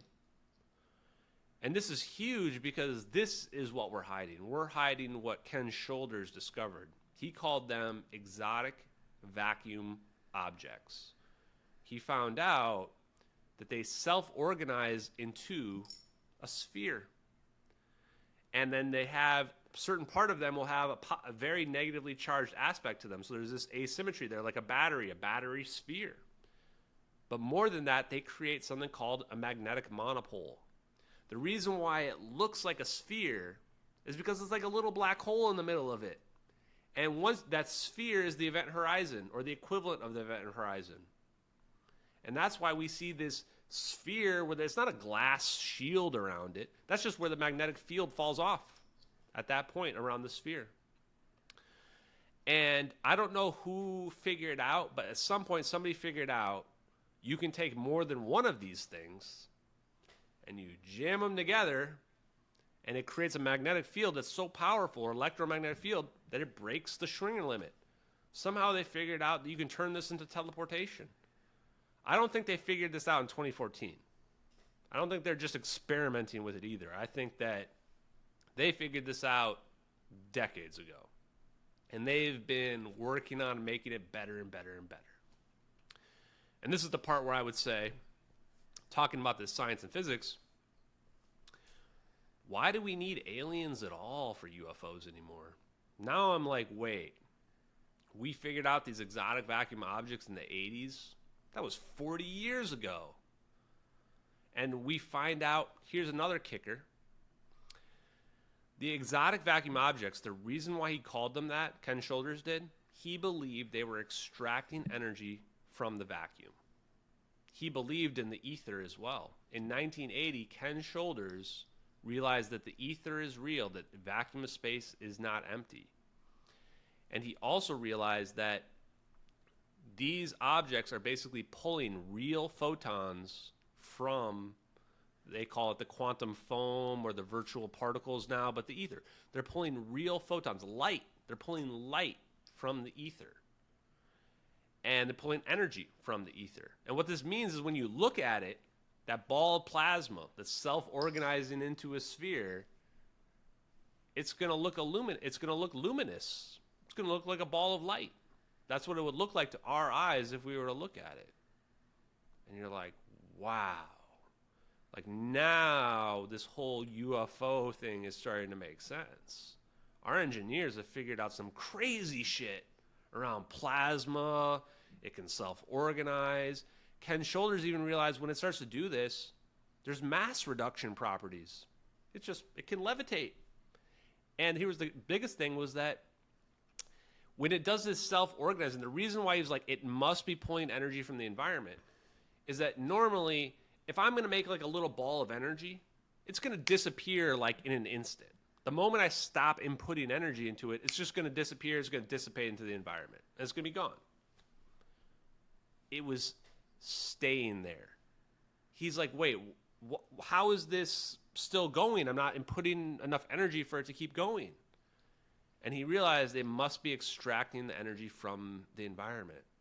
And this is the biggest takeaway because this means that a lot of people try to say like the U.S. has this plasma technology, but they're making like illusions or whatever. You can make these plasma balls and then they're just floating freely. You don't even need to input more energy into them anymore. They're just self-sustaining on top of everything else. This is like discovering fire. This is like you figured out how to make a fire. And everybody's going, how the hell did you just make that fire? You're like, I just rubbed two sticks together for a while, and then all of a sudden a fire happened. Well, now I've got a lighter, right? I can make a lighter, right? And so I've got a lighter, and I can just make fire happen with this lighter right here. This is what they're desperately afraid of. This is what the U.S. military is desperately afraid of because it's not hard to make it. It's a matter of you need to understand why this can produce fire. Once you understand why this can produce fire, Once you understand why you can make an exotic vacuum object, anybody can make them. North Korea can make them. Iran can make them. And once you realize you take 3 of them, you jam them together, and you can teleport something away, that's a national security issue. That's a national security issue. So why, if this is the U.S. military or the U.S. military industrial complex doing this, why would they choose to test this on a commercial airliner as opposed to just a military jet that's flying, use their own assets and keep it that much more under the radar? Well, they probably did. Like I said, I do not believe this is the first time they ever did this. I think you only do this if you know pretty well exactly what's going to happen. I think they had already figured out teleportation. I think they had already figured out exotic vacuum objects. This case, you have to ask who's on the plane. So the most obvious thing is there's 20 people from the same company. That's already a huge red flag. Most major companies have limits. 2 or 3 people, that's the most you can put on a plane. This is an international flight, too. This is not some domestic flight from Cleveland to Cincinnati. This is like you're going from Malaysia to Beijing. You've got 20 people from Freescale Semiconductors on this plane. They make microchips. People don't even realize how powerful microchips are, but if you've been paying attention to the physics I've been telling you, this ether is at the quantum level. What does that mean? That means to interact with it, we need to get to the smallest tiny scales we can get to. Well, what do microchips do? Oh, they get to the smallest scales you can get to. Microchips are the answer for all of this in the future. You've got 20 people that work for an American company that is connected to U.S. aerospace and defense, and 8 of them are Chinese. They're Chinese nationals working for the American company. Way too many people on this plane. They just came out with a microchip that was smaller than dimple in a golf ball. A dimple in a golf ball. So smaller than part of my nail. That's how small the microchip they just came out with was. Those people are the motive. That's the motive why you do it. The question is, okay, how do I understand the motive? Well, this is how you understand it. The United States has been in a semiconductor trade war with China for a decade, maybe longer than a decade. China is investing almost $100 billion in their semiconductor industry. Joe Biden just put new tariffs on China like a month or 2 ago as well. People do have no idea how important microchips are. They have no idea at all. These people were probably defecting to China. We probably knew about it way in advance. Like the intelligence community probably knew about it. They let it happen just to do this event to them and just to destroy China's plans to steal this technology in emphatic fashion. Plus, they use the technology as opposed to just blowing the plane up or whatever. You're like, why not just shoot a missile at it, right? Well, first of all, missile, you're probably going to be able to track it forensically. You're going to find out that a U.S. missile blew up the plane from forensics easily. But also as a message to China, Russia, North Korea, Iran, all of our adversaries. Anybody that understands that we did this to the plane is not going to mess with us. Not going to mess with us. Because why? Well, if you're President Xi or Vladimir Putin or whatever, and you know the United States disappeared an airliner, even if you don't know exactly how it happened, you know they're responsible, but you also know their media is saying that it was a suicidal pilot. It just crashed in some, really remote area of the ocean. Sorry, it's gone. Don't worry about it. If you're one of those politicians or foreign intelligence company agencies and you know what we really did, imagine how terrified you would be to get on an airplane ever again for the rest of your life. Knowing that the United States could just blip you out of existence and have the media lie to the world about it. They'd be like, yeah, that Iranian president's helicopter, it hit some, hit some weather, hit some clouds. Shouldn't have hit those clouds, And everybody goes, yeah, it was clouds. Clouds did it, Don't worry about directed energy weapons or orbs that can spin around your plane. Because it's so far beyond the paradigm. So I think that it was a message. It was a message to our adversaries that if you mess with us, we will obliterate you in an instant. I mean, even if you shoot a nuke at us, we will teleport the nuke back onto you and blow you up with it, with your own nuke, a warp nuke. How scary is that? Nukes could be obsolete. Imagine if nukes are totally obsolete. In fact, they're like a detriment. You fire off a nuke and it might just land on the Kremlin. Like, you don't even know. So that's what I think the motive is. Truthfully, I'm open to alternative scenarios. It's really hard to tell. Only the United States military can tell us. The United States 1,000% knows exactly what happened to this plane. Even if those videos are somehow fake, which they're not, but just let's just say they are, the United States military still, beyond any shadow of a doubt, knows exactly what happened to this plane. We've already found all their surveillance, the spy satellites, their ocean surveillance system that they have, their over-the-horizon radars that can see for thousands of miles. It's quite literally impossible for the United States not to know exactly what happened to this plane. And the theory that I thought before this was that, well, maybe they were trying to rescue the plane. They're trying to save it. Plane's on fire, and it's going to crash, and everybody's going to die. So they're orbiting it to safety. I can't tell you how many of my conspiracy theory followers were like, dude, the United States military is never saving an airplane like that. That's never happening. They were making fun of me. And then it took me a while until this letter got posted on YouTube that was literally to me, that laid out the details in a way that made my hair stand up on my arm, where I'm like, this letter to me is either like foreign intelligence or our intelligence agencies, somebody that knows, that's like trying to send me a message. And the message was, we did this. The United States did this, and it was espionage. There was a fire on this plane, and that was part of the whole plan. It was like Shakespeare writing a script of, we're going to put this plane on fire, we're going to make it turn around, and then we're going to send the orbs on it and disappear it away. And it's dramatic. It's extremely dramatic. But that's kind of how the U.S. intelligence operates. So I'm open to other theories about it. The only theory that I think is absolutely ludicrous is the idea that it was a suicidal pilot that flew by the closest airport to say goodbye to his hometown and then studied ocean topography to find the best place to hide the plane at the bottom of the ocean, and somehow landed the plane on the water of the ocean without it breaking apart or anything until it quietly sunk into the water. And that's the reason why we never found it. I'm like, that's more ridiculous than orbs teleporting the plane at this point. That's the only theory I think is absolutely absurd. So you mentioned yourself that if this is real, that it's a national security risk, and if China and these other countries even like find out that it exists, that they can try to replicate it and build it themselves. What exactly is your motive, right? What would you like to accomplish with unearthing this story? And where are you in that process? Like, what are you doing now? What's next? Great questions. I just want the truth, man. I just want the truth. Like, I'm tired of being lied to in this world. We're lied to every day, all the time. I just want one true thing to exist. Just tell us what you did to the damn plane, right? You tell me what we did to the plane, I'll let everything else go.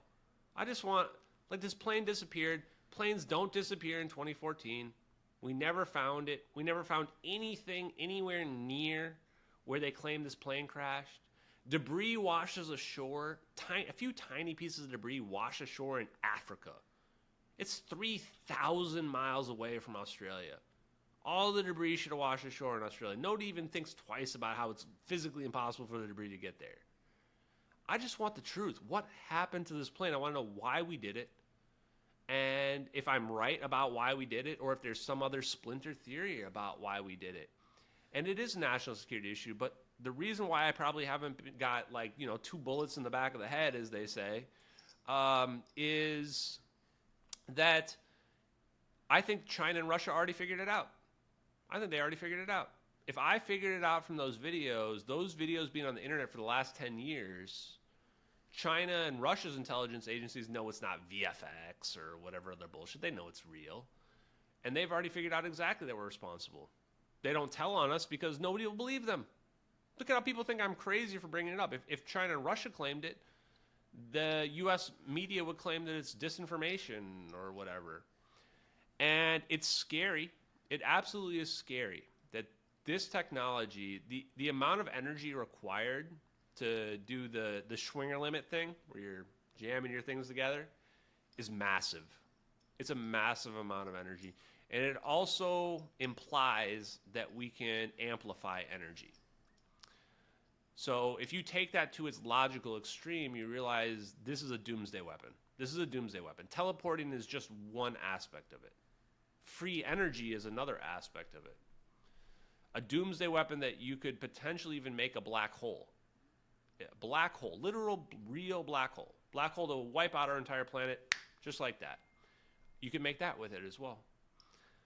And you realize, wow, okay, I kind of understand why you would hide it. Like, this is pretty impactful technology, you know?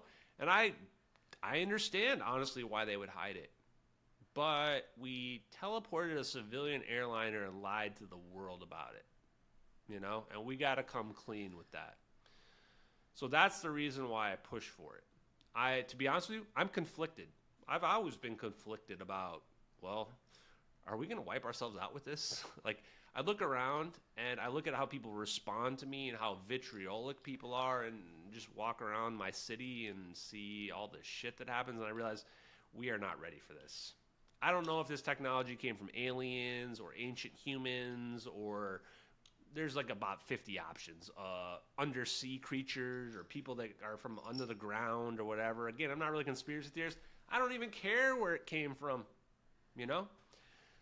I don't know where the stuff came from, but I don't think we're ready for it. Truthfully, I look at it and I go, we are absolutely going to wipe ourselves out with this. Like, no question, no doubt.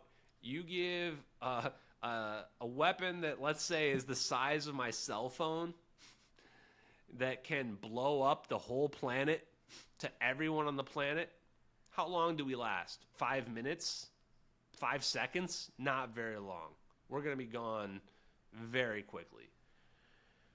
So, but at the same time, I look at it and I go, man, and this is going to get kind of dark, but I'm kind of disillusioned with humanity in general. And I go, well, if we're as dumb as we are, that we don't realize that this whole 0-point energy thing is real and the implications of it, maybe we don't even deserve to live in this universe. Maybe we are just simply not advanced enough. We're not the right type of mindset of an intelligent species to exist, because we're too violent, we're too chaotic, we're too destructive, war is always going on with our civilization.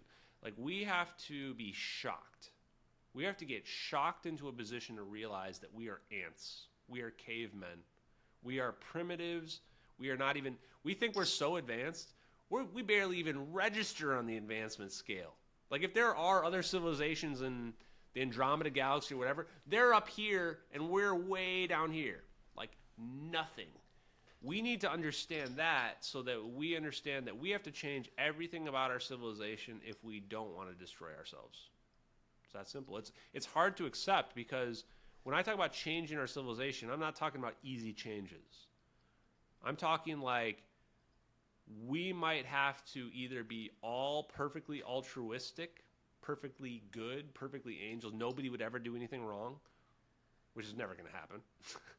Or we might have to have full totalitarian control over everyone on this planet. We might have to be monitoring everyone 24/7, pre-crime, like Minority Report, the movie, you know, with Tom Hanks, or with Tom Cruise. We might have to know exactly what everybody's thinking all the time, just to prevent us from destroying ourselves. Do you want to rush that, though? Sorry, I mean, it seems like like everything that you're describing may or may not be true, right? Like, we may or may not be worthy. We may or may not need to be in an authoritarian state once we have access to that level of technology. I'm open to hearing those arguments. But if that is true, then the cover-up, in theory, extends humanity's quote-unquote freedom, or living our best life, so to speak. And maybe I'm being naive. Maybe there is a better life even if it is an authoritarian one. I'm open to that possibility as well, although I heavily lean towards freedom. If this is true, though, doesn't delaying humanity finding out about this give us some chance to build a solution or buy us some more time? Why do you insist on bringing it to the forefront? And I can tell that my arguments must be good because you've come to the same conclusions that I've come to. So I must be making a good point, is that, well, what are we doing? We're kicking the can down the road, right? We just keep kicking the can down the road because we don't have a solution right now. The people in charge have come to the same conclusion that you just came to, that I came to, that we are going to destroy ourselves. So what do? Hide it. Kick the can down the road.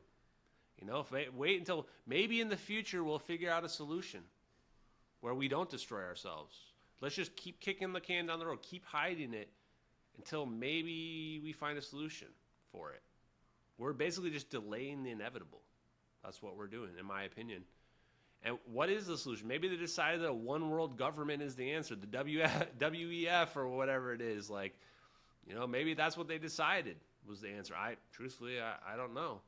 For me, it's an issue of we're not going to be able to hide it for probably 5 or more years, and it's going to be inevitable. Why? Because of AI. AI is getting so crazy good. I was using AI earlier today for looking up cold plasma and cold light. It is incredibly powerful already. We're in 5 years from now, AI is going to be telling you these answers and not me. AI is going to be telling you the 0-point energy answers to stuff. You can use 0-point energy to teleport stuff.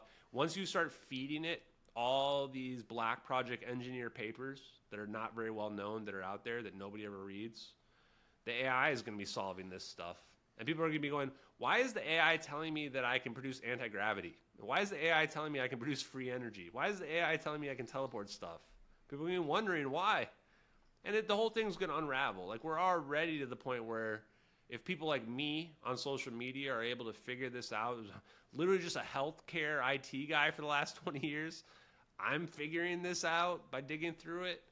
We're kind of past the point of no return. At some point, you can only kill and suppress so many people in this world before normal people start figuring it out.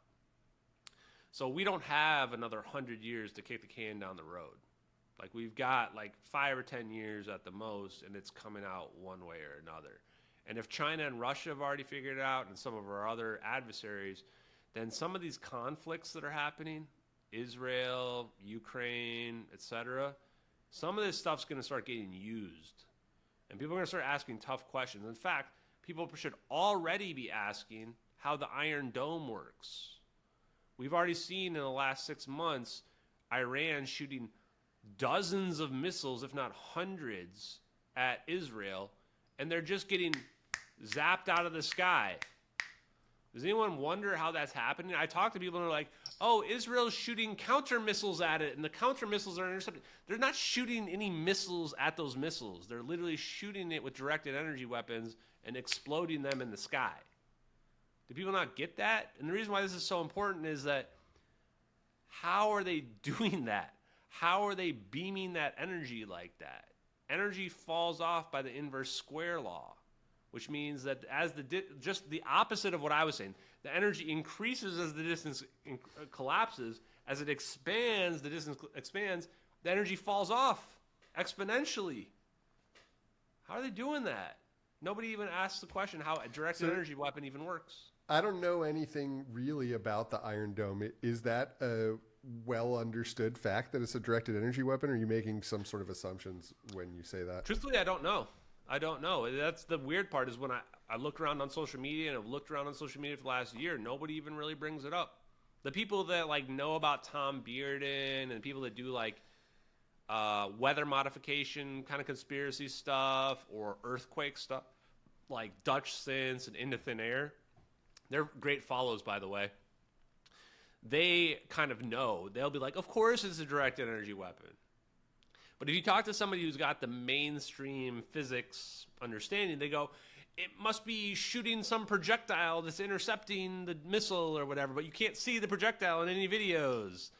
And this is the part where it's like, people really, if it's something that's outside of what they were told, they will basically accept any illogical explanation and just take it at face value without even really thinking twice about it. And that's what's kind of disappointing me too about humanity, is that it's not even just the dumb people fall for it. No, even the super smart people. People get stuck in this brainwashing of, this is how physics must work and there's nothing beyond this. And you go, okay, well, how are we zapping missiles out of the sky? And they just kind of malfunction a little bit. So if anybody's out there is watching that has no explanation, I'm open to other explanation. I was just using that as an example. There's other things as well. I think the bigger question is, how do we prove this is all real? And the answer is, it's already been proven. The experiments are already out there. The Lamb shift, Casimir effect, Ehrenhoff-Bohm effect, all these things, the only way they make these experiments make any sense is there's a medium of energy that we're in. It's the only way that makes sense. And it turns out that medium of energy explains all these other things in physics as well.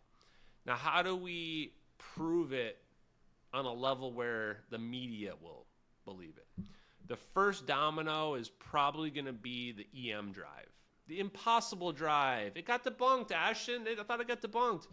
Well, turns out NASA recreated the experiment and they found anomalous thrust. Russia recreated the experiment. They found 1,000 times the anomalous thrust that NASA did.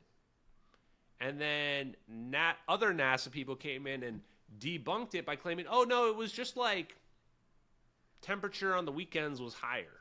They literally just made up some bullshit about the temperature. Why is the EM drive going to be the first one? The EM drive is basically impulse drive in Star Trek.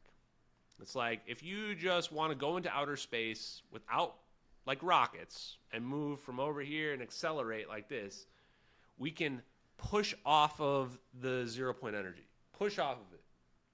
Just like a submarine does. Submarine pushes off the water. That's how a submarine moves around.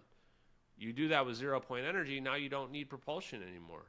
Submarine doesn't shoot anything out behind it, it just spins its rotor and then it moves. Same exact concept, but instead of your physical rotor, you just use electromagnetism to create your force. This will be the first thing. Why? Because it all is predicated upon the idea of the ether. The moment you understand that space isn't empty and there's a medium, and that this medium is out here, now Star Trek impulse drive becomes possible. Star Trek warp drive becomes possible. So who's going to invent that?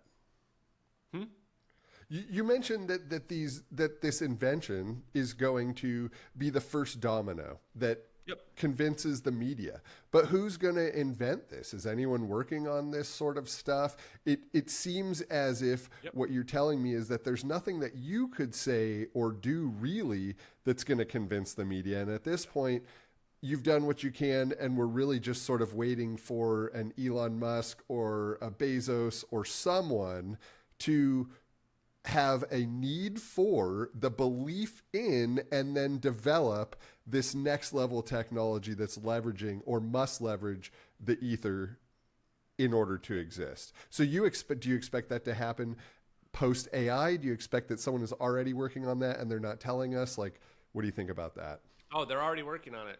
And the EM, that's why I said the EM drive is going to be the first one, because that's relatively low tech to be able to prove that. Charles Bueller was actually going viral about 6 months ago. He's a former electrostatics expert at NASA, and he's been working on the EM drive. I mean, they call it a different thing or what have you, and he's not the only one. There's other companies as well. One's called the Q thruster, the quantum drive. There's like 4 or 5 different versions of the same exact thing. Surprisingly enough, end of 2023, so like November of 2023 last year, this company was going to test their version of it. I think it was called the Q thruster or Q drive. And so November, the thing gets sent up. We don't hear anything about it. 3 months later, in February of 2024, all of a sudden the company just announces, yeah, we lost contact with the satellite. Sorry. Wait, what? You just lost contact? Yeah, we weren't able to test it. Sorry, no big deal. If you want to question this, this is easily fact checkable. It's literally that in our face. Like, you just randomly lost you didn't tell us for 3 months that you just like weren't able to test this thing that would prove the ether is real. Yep. So we're actually right now today in 2024 at a point where we're just literally watching experiments get sabotaged in real time, waiting for somebody to test this that doesn't get sabotaged, is not being controlled by the U.S. government for national defense, to prove that this concept's real. Because even if we prove just the impulse drive, that's enough. Once we understand that space-time is not empty, everything's going to unravel. We're going to understand exactly and immediately how warp drive is possible, and we're also going to understand how wormhole is possible, which is poof, right? They're all based on the exact same concept. It's just like, do I want to ride my horse and buggy, or do I want to ride my Ferrari, or do I want to ride my Enterprise D where I can just, instant teleport? That's the only difference. And then, yes, the reason why I troll Elon Musk, quite often, I'll admit, is that, combustion rockets and propulsion is literally obsolete. It's caveman shit. We shouldn't be doing caveman shit. We shouldn't be surprised by fire is hot. Wow, let's make a big boom and make our rocket go into the sky. Like, we should be smart enough to realize that there's an ether and that the universe is based on electricity. And if the universe is based on electric charge, then it's all about positive and negative charges, repelling each other or attracting each other. And that's what gravity really is. It's an induced effect of this field of energy that we're sitting in. This is more gravity, less gravity. This is an equilibrium. That's all it really is. If that's the case, then we can engineer it. We can manipulate it. The only way we're getting to be a multiplanetary species or go to another solar system, it's never going to be based on rockets. That's never going to happen. So why is he working on it then?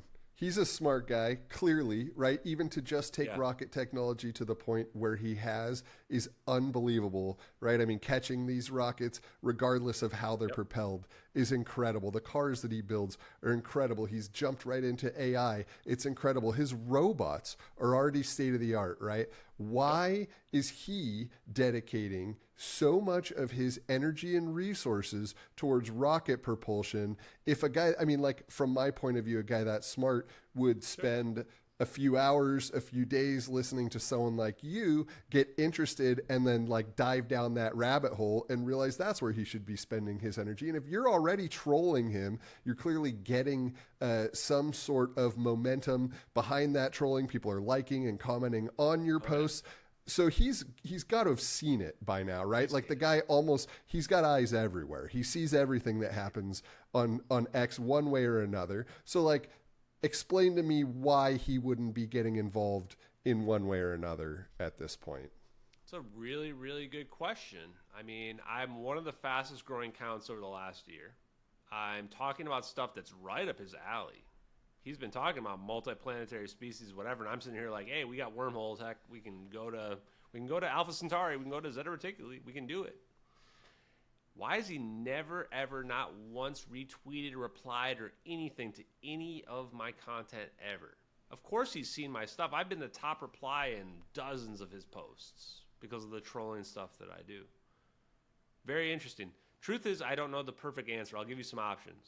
One is Elon Musk is the #1 defense contractor in maybe the world at the moment. Do you know where the spy satellites are being shot into space these days? They're being shot into space on SpaceX rockets. Elon Musk has NDAs, and he's probably been read into stuff as well.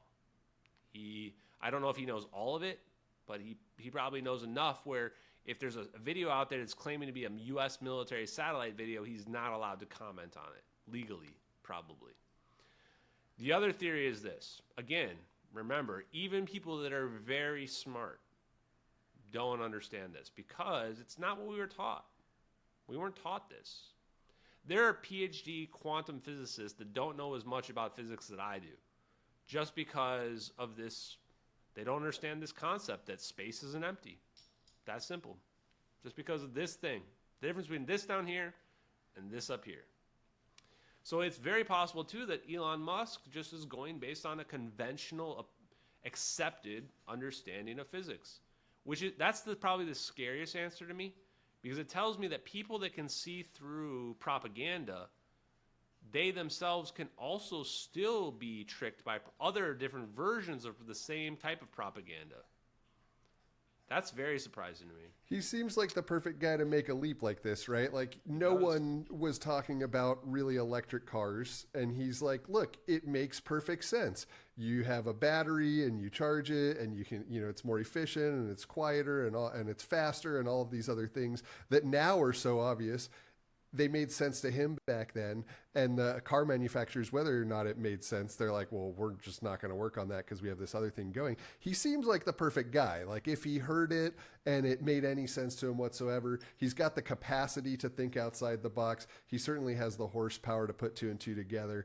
I would think that he's either at this point like heard enough and dismissed it, or who knows? Maybe he also believes that if this gets out, we end humanity, and he's okay with kicking the can down the road. I mean, I got to admit, some part of me is like, do I want to amplify your message? I mean, you already have twice as many followers as I do, so I don't know how much I'm going to amplify or not. I'll certainly expose you to new people, right? But if what you're saying is true and it is dangerous, some part of me thinks like, hey, maybe it's not so bad to be kicking the can down the road. Who knows? Maybe AI is ultimately our savior here, right? Like maybe it figures out the way to harness the 0 point energy without putting us in danger, or create some sort of incentive system in which we do act close enough to benevolent where we're not, destroying each other with our phone-sized weapons that can, explode the world, right? So I don't know. What do you think about that? Hopefully it doesn't put us into a matrix. Imagine if the AI puts us in the matrix, and the matrix ends up being like a real documentary. Ugh. But that's, I feel like we're already in a simulation. Yeah, I absolutely. No, I agree with you. Yeah, maybe.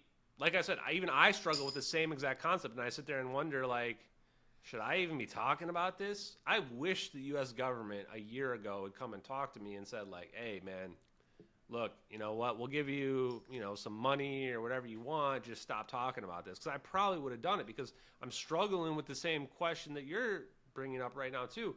I wouldn't even blame Elon Musk for not wanting to do it. I know for a fact, I've talked to some podcasters that they're like, I don't, no offense, I don't want to have you on because you might be right. And like, this could be legitimately dangerous, and I don't hold it against them at all, because I say, yeah, sure. That's what I said at the beginning. Why am I doing this? Because I just want the truth for this plane. Like, we committed a war crime on this plane. The United States knows exactly what happened to it, even if this is somehow not real. But there's one other theory too, is that, here's an interesting one for you. Elon Musk's rockets. What's the big thing that's special about them? We're not sending people to Mars, at least not yet. He's not sending people to the moon. He's not doing any of that stuff. What the rockets are doing is they are adjusting and landing on little, sticks or whatever. Like they're landing themselves. And they're using advanced, like, I don't know if it's AI or whatever they're doing to try to figure out, like, how do you have to line up in order to land perfectly vertically? That's the impressive part. How are the orbs spinning around the plane when they're spinning perfectly around the plane in that perfect triangle formation that we see spinning around the plane? I kind of wonder if it's the exact same technology. I call it like vectoring technology, where they're locked into the plane and they're perfectly spinning around. That must require a very advanced supercomputer to pull that off. I'm not even sure you can even CGI render that convincingly within like an original work. That's how impressive it is to look at it. So part of me also wonders, what if there's like a splinter option, not those other two options, although those are probably the real answer. But what if he's like actually developing the vectoring technology for those orbs to be able to move around through space-time? That also could be a possibility as well. So what's next for you, Ashton? Good question. So I've been begging for the U.S. government to look at this and give me a response because I'm tired of litigating this with debunkers on social media. We're well past the point where some random unknown anonymous guy who thinks it is fake or whatever, like it doesn't matter. Their opinion makes no difference anymore. The opinions that we need to get is the U.S. government. Like, is that our spy satellite surveillance system that nobody could have known about in 2014? Is that a real drone thermal video that people still argue that we don't have? You know, like these are verifiable things. So tomorrow I'm going to talk to an AARO, All Domain Anomaly Resolution Office agent, let's call them, and they're going to give me an update. Last update I got from them, I had submitted this case to them back in November of 2023. I was like the first person to submit on their website when it came up. And people say, why are you asking the government for answers, blah, blah, blah. Well, you have to go through the proper motions for something like this. And they ghosted me for 7 months in April after they told me their initial investigation found something related to the U.S. search efforts after the plane disappeared. I'm like, I couldn't believe that wasn't national news. That's the biggest update in MH370 history since the plane disappeared. The United States is admitting they found something related to the disappearing plane after it was lost from radar. I mean, this plane is teleported away 20 minutes after it was lost from radar, according to my timeline that I've got developed. They ghosted me for 7 months. I called the guy that I talked to back in January of last year. Talked to him for an hour and a half. I talked to him kind of like I'm talking to you right now. Gave him the full rundown. He guaranteed me he'd be able to verify the footage and all this other stuff. He just starts ghosting me in April. I called him 6 times. I emailed him 9 times.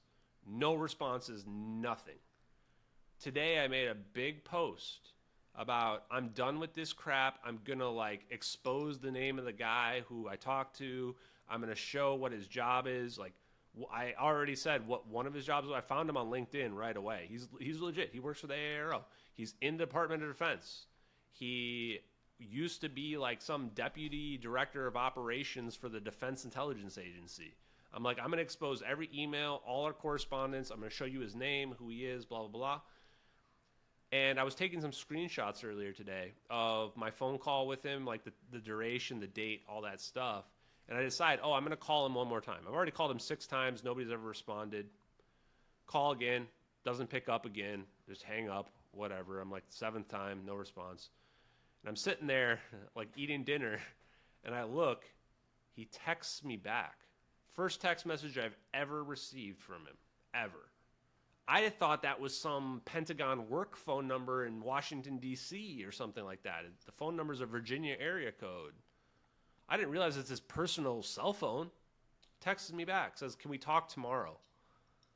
I'm going to talk to him tomorrow after this. So I'm going to get some damn answers. I'm not going to be gaslit. I've got way too much evidence. I could win a court case. I could even convince 12 random jurors that we can teleport airplanes. That's how much evidence I've got. This was just a small percentage of the evidence that we talked about today. So I'm not going to hear any bullshit. I just, tell me if that's real footage or not. And if you're going to try to tell me it's not real footage, then you need to explain to me what the F I'm looking at here, because this all makes too much sense. And if he's really going to gaslight me and be like, oh, it's all fake, it's balloons or birds or whatever, I don't know what he's going to make up. But if he is going to do that to me, then I want to know exactly what the U.S. knows about this missing plane. Because I know, no doubt whatsoever, we know if this plane crashed, we know exactly where it crashed. Like, not like, oh, it crashed in this 100-kilometer vicinity. No, we know pinpoint accuracy the exact location where the plane hit the ocean. That's what I mean. That's how advanced our surveillance apparatus is. So if he's going to try to tell me anything different than that, well, then we're just going to have our old, let's expose this guy fun tomorrow night. But yeah, end of the day, the last thing I want to say is this. I'm patient. I'm extremely patient. I'm in no rush whatsoever. I already know the videos are real. I've already seen stuff that I don't even talk about on podcasts that I know absolutely the videos are real. And it's just a matter of time for me. You know, it's like, why? I'm not trying to force people to understand this science. I just waiting for the public consciousness to kind of catch up. So for me, what do I do then every day? Well, to pass the time, I just learn more and more physics, more and more physics, more and more electrical engineering, more and more chemistry. The more I learn, the more dangerous I become for exposing this information. And that's what I'm going to keep doing. And I'm also not just going to learn it myself, but that's my content too. My content is teaching people the physics, the engineering, the chemistry, all of those things, because only then will we be able to understand that those videos are actually real. I'm basically just speeding up the process of the collective conscious kind of raising. That's my goal. Interesting. Any message aside from that you want to share? We've been going for 2 hours and 10 minutes. I know it's late for you now, so. No, This was a great conversation. I love talking to just kind of normal people that are like, you know, I can't judge anybody for being skeptic of it. I was just as skeptical. In fact, I went through ontological shock, they call it. I didn't even know what ontological shock was. But when you start walking around every day questioning what's real and what's not, then you know you've hit the ontological shock. When you start questioning, is everything I've ever been told a lie? That's when you've hit the ontological shock. So, you know, and don't be embarrassed by it. And if you're skeptical, it's totally normal to be skeptical. A lot of people message me and say, I was skeptical, but then I looked at all your evidence and I was like, it just makes too much sense, you know? So, you know, and end of the day, if you still don't want to believe after that, well, fine, you know? What's important in this world is the time we have in it. The time we have in it. So use that time however you want that makes you happy. That's probably the most important thing. Right on. Well, I definitely appreciate your time, Ashton. It was a lot of fun talking to you. And, you know, I came in not really having an opinion one way or another. I try to keep an open mind about this stuff. And I've always sort of believed that there's a lot going on that we can't see, right? Whether it's a fifth dimension or whatever you want to call it. I feel like we're only tapped in to so much of what's really available. And there's so many things that are still yet to be explained that I'm certainly not going to rule out anything. And I'm really interested. I got a sneaky feeling that they're going to smoke screen you tomorrow, or the guy's not going to know as much as you know even, right? But I'd love to have an update. Maybe we should get live on Spaces or something and let people that watch the interview ask questions about how that went. So hopefully I can get this edit done and get it out in the morning before you have that conversation, and I'll reach out and maybe we can give my audience an update. But it was certainly fun. If nothing else, I was very entertained by this conversation. I almost want some of it to be true because, like, how exciting, right? Like I was posting just this week, it may have been today even, if not, it was probably yesterday, about how I hate distance and time and how being able to teleport would just be so fantastic. And I think I asked Elon to please hurry up and invent teleportation or something like to that effect. I saw your right? post, actually. Yeah, so that was like completely unrelated to my discussion with you. It's just something that's on my mind. So this is like very, very super interesting to me, and I had a blast. So thanks, Ashton. Awesome conversation. Let's collab again in the future. Sounds good. All right, have a great night. Peace.